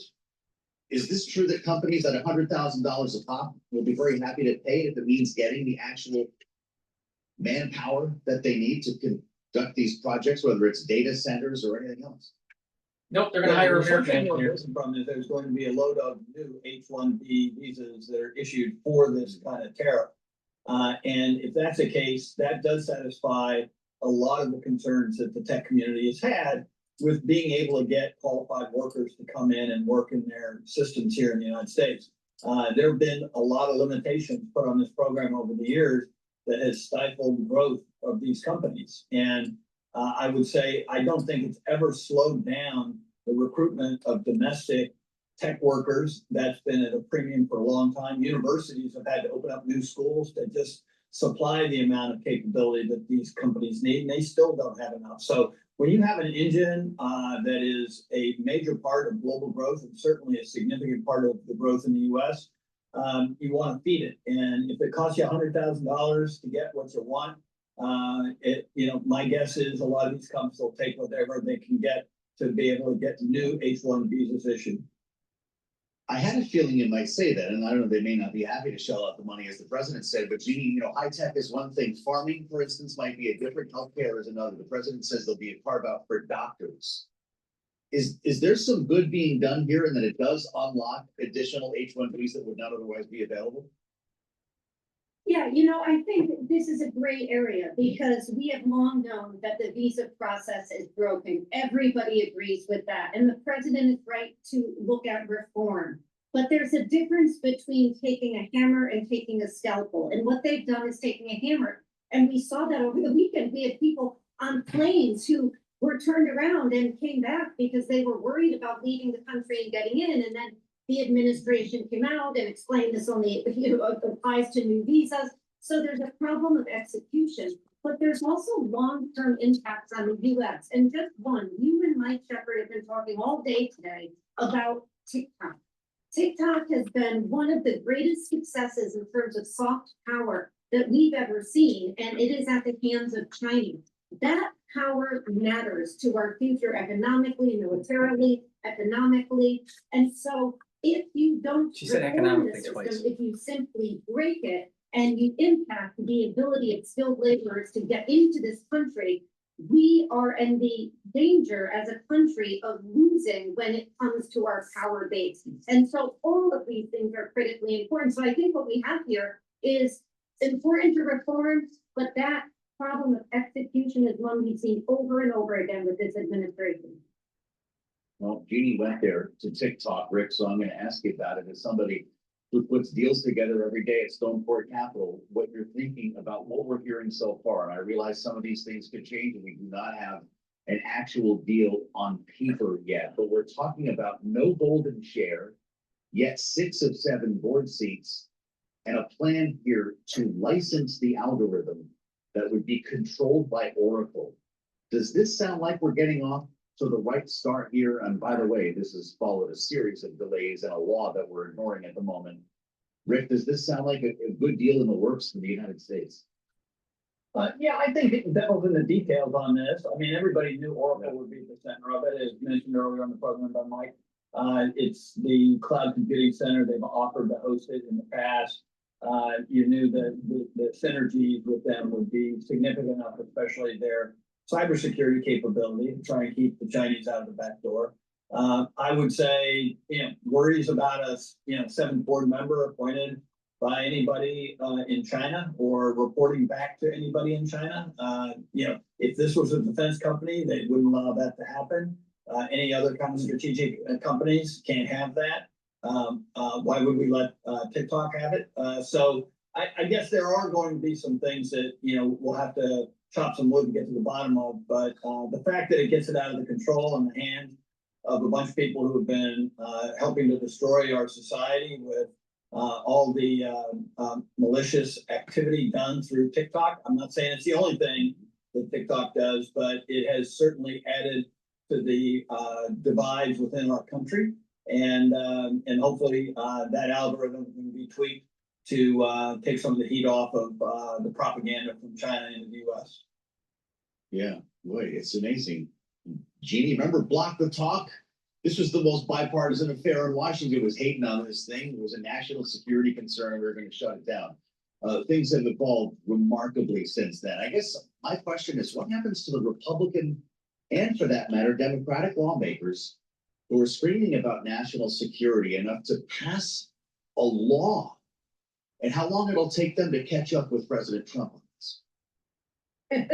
Yeah, how things change when something helps you win an election. And of course, both Trump and Biden used it in 24. Right. You know, I think that we've seen that the Congress has been willing on the Republican side to bend to Donald Trump's will. I think we will likely see that again, but I think the devil's really in the details. What does this agreement look like when they see it? Because the national security component is critically important. And, you know, I think it's really critical to say that again, on this H1, this visa issue, this H-1B visa issue, look at China's response to it. China not only sent a fairly cool response to it, and, you know, similar to other countries that use it a lot, like India, but they also have responded with these K visas, right? So whereas the United States is closing the door on potentially critically important skilled workers, China is opening it. And I think this is what we mean about long-term impact. They now are in a position to sell us potentially this algorithm from TikTok. They are now welcoming young, skilled talent. This has long been where the United States has thrived and excelled. We have been the envy of the world.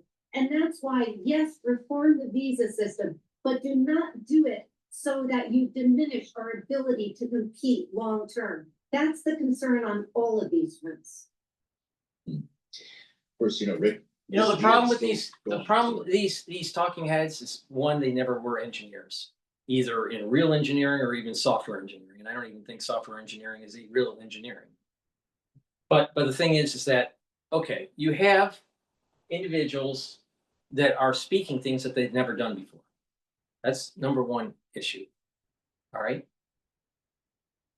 Kevin O'Leary was one of the individuals that was bidding for TikTok. And he stated on Fox News, Fox Business, that the TikTok algorithm is not that hard. But because they've accreted so many users that they already have a large following, and that they already have lots of businesses that are using it to promote their companies, your small businesses. But the concept of a 20-second video and creating a social platform, just about almost every single coding graduate can do. So the technological feat to do it is not that great. The problem is getting the accretion of users. And that's why Blue Sky isn't that big.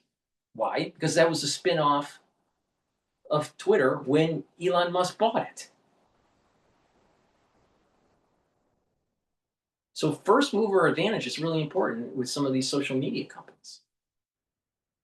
So it's not the technology, it's the marketing. So what the fuck are they talking about? That we need all these like really important people coming from other regions of the world to build our tech, to be our engineers? I don't believe the story. I don't believe the story.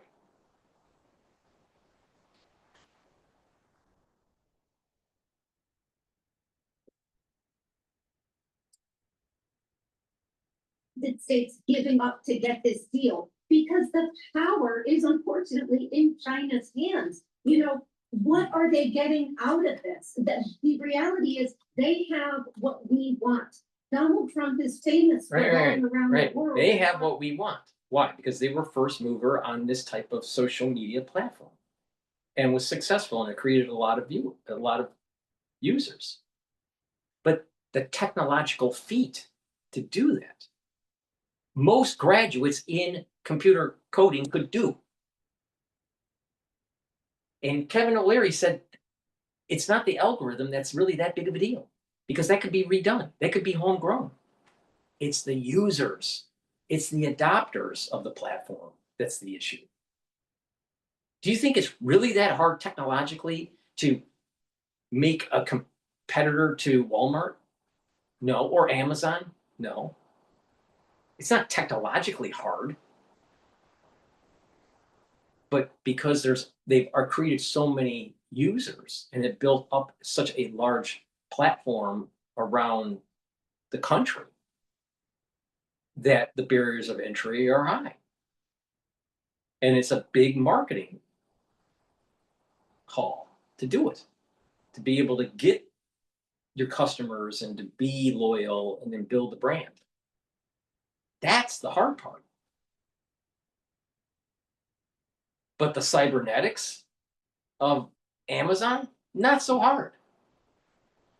Making ebooks, not so hard.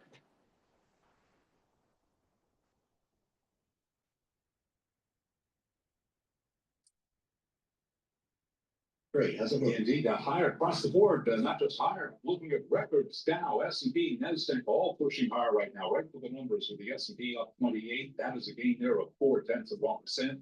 27 records this year on the S&P. We're looking at the Dow up 103, up 0.2%. Again, S&P up 0.4, NASDAQ Composite Index up by 0.6%.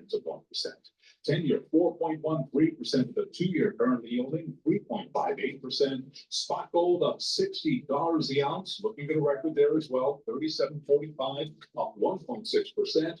West Texas Intermediate. Please go to my store, the-studio-reykjavik.com, and get the C60. You can get it in extra virgin olive oil, avocado oil, and MCT coconut oil. C60 is an antioxidant, very potent. It's 1,000 times stronger than vitamin C. It'll soak up free radicals, bring down stress in the cell and in your tissues, help with the health of your mitochondria. You'll have more energy. It also soaks up free radicals at the vascular level, reduces plaque formation. Because when you reduce the free radicals in your bloodstream, then there's less oxidized LDL. Less oxidized LDL means less plaque formation. And also, C60 helps with your brain function by boosting up the health of the mitochondria in your neurons, reducing the stress on the neuron, helping the strength of the structure of the myelin sheath. And over time, you're maintaining and building that neuroplasticity for thinking faster and for memory. But keeping the health of the mitochondria in the cell, the neuron cell, is super important. Super important. So please go to my store, the-studio-reykjavik.com. Take a teaspoon a day every day to help with your immune system, your endocrine system, your brain function, cardiovascular, and other organ systems. Super important. And there's an added benefit to this. You do it before and after for a year of taking this every day, teaspoon a day, you're going to notice a visual difference in your aging. You're going to slow down. You're going to see that you look younger. Now, part of the reason is that your endocrine system and your immune system is better, and your vascular system is better. Your body has more energy, and its metabolism is improved. Brain function's improved. But not just that, it's improving the basal layer of your skin. And the basal layer of the skin is where the new skin cells develop. Well, if the basal layer is healthy and you're soaking up those free radicals and reducing the stress, then your new skin cells will be more robust, healthier. So please go to my store, the-studio-reykjavik.com. Get the C60, take a teaspoon a day every day. I've been doing this since 2016.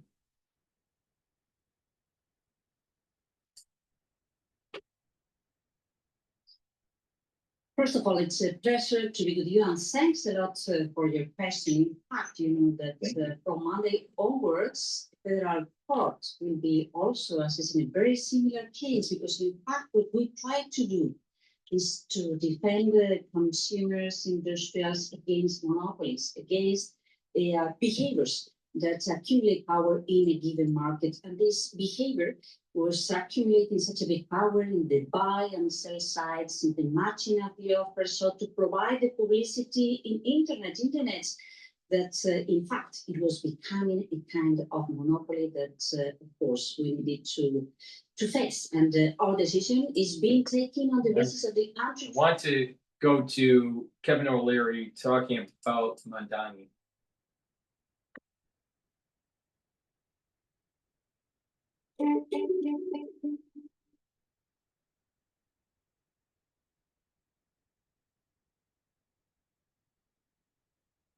Kevin O'Leary with me this morning. Kevin, New York City is in trouble. You're going to agree with me, I'm sure. It's in a controversial space. There are still 3 candidates. My plans, Stuart, very simple. I plan to have dinner with each one of these to talk policy. I'm not into the rhetoric, starting tomorrow night.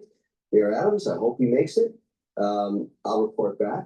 I'm simply asking questions that every investor is going to ask, regardless of politics. How are you going to pull this off? What's the policy going to be? How am I going to invest in affordable housing if you put rent controls on it before you can develop it? Very simple, basic questions. I'd like to hear their answers. I want to know how you're going to pay for this. Well, of course, that's the ultimate. That's incredibly expensive. I think they should talk to investors like me. If not me, somebody else. We all talk to each other. I'm an investor. I develop real estate. I don't understand these policies until I sit down with them. I understand the rhetoric. Free everything for everybody is a good political platform to get elected on. But how are you going to attract capital here afterwards? That's my question. I hope he takes my dinner. I think the other 2 will. And I'll report back. I'm totally transparent on this. Have you got an appointment with Mandani? Not yet. I've asked his people, but I'm just putting more pressure on him, saying, why don't you talk to investors like me? Why don't you talk to me? I don't care about the rhetoric. I think you have a good chance of being mayor. I want to know what the policy is going to be. Is that it? Because they're running on platforms where they're giving people freebies and they can't afford it. And people are going to be hoodwinked. And once they're in office, most likely the society will continue to develop. More crime, higher expenses, and more white flight out of the city. There's going to be white flight, and there's also going to be the upper middle class and rich leaving the city. I think very high probability that at least 80% chance within a year there's going to be further reduction in the population of New York because of the exodus.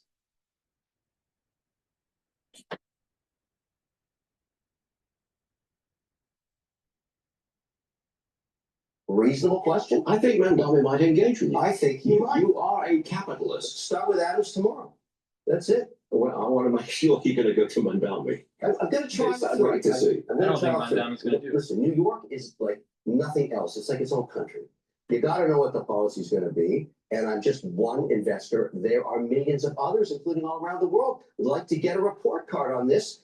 I'm going in asking questions. Got it. Stay with me for the hour, please. And at some point, we'll get to the watches that you're wearing today. Oh, I have some big news on collectible cards. Stuart, you heard about that? I do. That's right. I'm excited. Hold off till. All right, let's listen to Faulkner. But before I do that, please go to my store, the-studio-reykjavik.com. Get the Gladiator Barley. This will help to build muscle, do resistance training. Take the Gladiator Barley. This will also detoxify your body, bring down inflammation, and soak up free radicals with superoxide dismutase.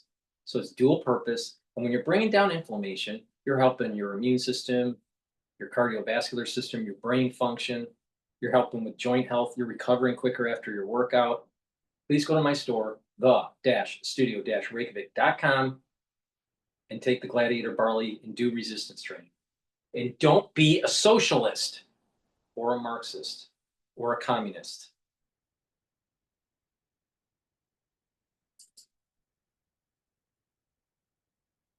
Zero helps me take my business anywhere I want.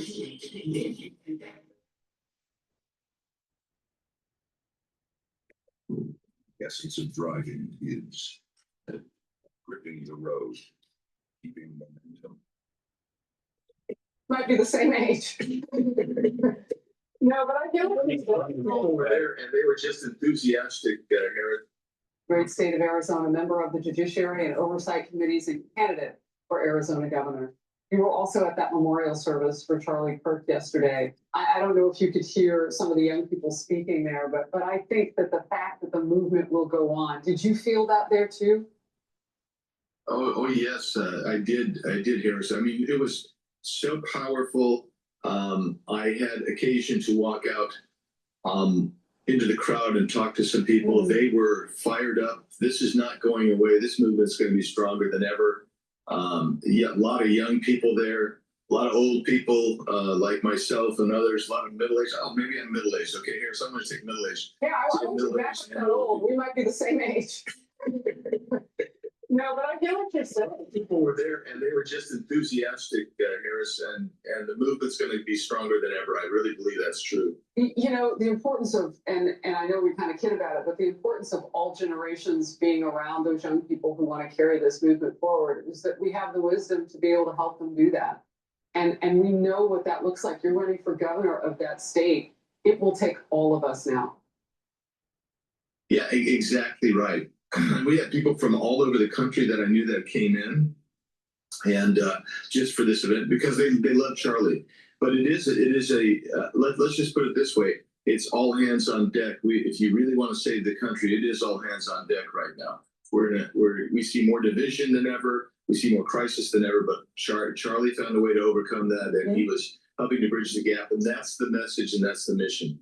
Yeah, from both sides of the political aisle, he did that. Wow, what an example. Democrat Congresswoman Jasmine Crockett could use some schooling on that example. Instead, she's scolding her colleagues for not voting against a resolution to honor Charlie Kirk's legacy. That passed last week, and here's exactly what she said as that was happening. I do want to point out that's not been laid out that honestly hurts my heart. Because when I saw the no votes, there were only 2 Caucasians. For the most part, the only people that voted no were people of color, because the rhetoric that Charlie Kirk continuously put out there was rhetoric that specifically targeted people of color. And so it is unfortunate that even our colleagues could not see how harmful his rhetoric was. Look at the number of people who voted against this. 58 Democrats, and no, they're not all people of color. They voted against that resolution. That's on top of another 60 who did not bother to even show up and vote or voted present, which is like, you know, having no courage to go either way. Here's Congresswoman Alexandria Ocasio-Cortez, who led the charge against honoring Charlie Kirk. Today's resolution only underscores the majority's recklessness by choosing to author this condemnation and honoring on a purely partisan basis, instead of uniting Congress in this tragedy. His rhetoric and beliefs were ignorant, uneducated, and sought to disenfranchise millions of Americans. So you see that, totally on politics. Forget about the person assassinated, people killed. What did Republicans do when faced with something similar? Well, here's how they reacted to a resolution against political violence in Minnesota. Every single House Republican voted to condemn the attacks that killed State Representative Melissa Portman and her husband, Mark, and critically injured State Senator John Hoffman and his wife, Yvette, every single one. You want to talk about division? I mean, Congressman, that is disgusting. That's embarrassing, and it's disgusting for Democrats that they would see it only one way. Yeah, no, I mean, when I managed that resolution on the floor and we had the speaker come down and we were like, this should be a unanimous vote. We think this should be a unanimous vote. We're going to condemn political violence. And by the way, their mischaracterization, their attack on Charlie Kirk, actually, it shows their ignorance and it shows their lack of goodwill and it shows their lack of willing to bridge a gap, their lack of willingness to try to resolve issues and problems and difficulties we have in the nation. That's what it shows to me, Harris. And it was really disgusting to me that so many people voted no in the first place. But then you had the yellow votes. I call those the yellow votes because they show up yellow on the board as present only. And that means that they're too afraid to cast a vote one way or the other. Shameful. it was only a minority of Democrats that voted to condemn this killer and to recognize Charlie Kirk for who he was. And what a shameful thing. You know, you hear Jasmine Crockett, it's not the first time she's done it. Hakeem Jeffries has done it. Others do, even in leadership among Democrats. They turn this into purely a race issue. She said, oh, it was because of things that Charlie Kirk said. Yet when people listen and watch what he said, it doesn't back up fully what she's talking about. So do you feel that in the House? Because it sounds racist. Well, I think it is racist, and I think it's unfortunate. But I mean, if you listen to Charlie, Charlie was he believed that race was just a social construct. We need to move beyond that and treat all people equally and you know, as created by God. But this notion that everything's going to be race based on every decision you make is just, that's what's ignorant. That's what's sad. And we deal with it and we move on. But what Charlie did this, he loved them anyway. That's hard for me to do. As Trump said yesterday, that's real hard to do. Congressman, thank you very much, Congressman Andy Biggs of the great state of Arizona. Good to have you. I'm Steve Juicy. I'm Brighteon Channel. And I'm Ainsley Earhart. And click here to subscribe to the Fox News YouTube page to catch our hottest interviews and Please go to my store, the-studio-reykjavik.com, and get the Boomer Boost. Boomer Boost has 68 nutrients. It has a very comprehensive compound profile shown on the screen. Read the label on my website. This will help multiple systems. It will help with your brain function, your cardiovascular system, musculature, your energy levels, revs up your metabolism, and you will see the benefits of this within 72 hours. You're going to have more vitality, more energy, and a slow burn of energy throughout the whole day with no crashing. It's a very important supplement to take to target multiple systems, but not just that, you will slow down the aging process by taking this. So please go to my store, the-studio-reykjavik.com, and get the Boomer Boost. It also helps to control your A1C levels, especially when you stack it with the Gladiator barley or the heirloom barley. So please go to my store, get the Boomer Boost. It's the fourth pillar of my anti-aging protocol to rev up your metabolism and to boost up those energy levels. Super important. So use discount 5, you get $5 off any order. If you spend $100 or more, you get a free gift until supplies last. It's really important for you to stock up on the many different supplements that I have, especially for the fall and the winter. You're going to need them to boost up that immune system. Take my advice or don't take my advice. It's up to you. But if you do what I tell you to do, you will be way better off in the fall and the winter. And if you take these on a regular basis, you're going to slow down the aging process. Please go to my store, the-studio-reykjavik.com. Get healthy. It is in your power. Thank you for listening and have a nice day.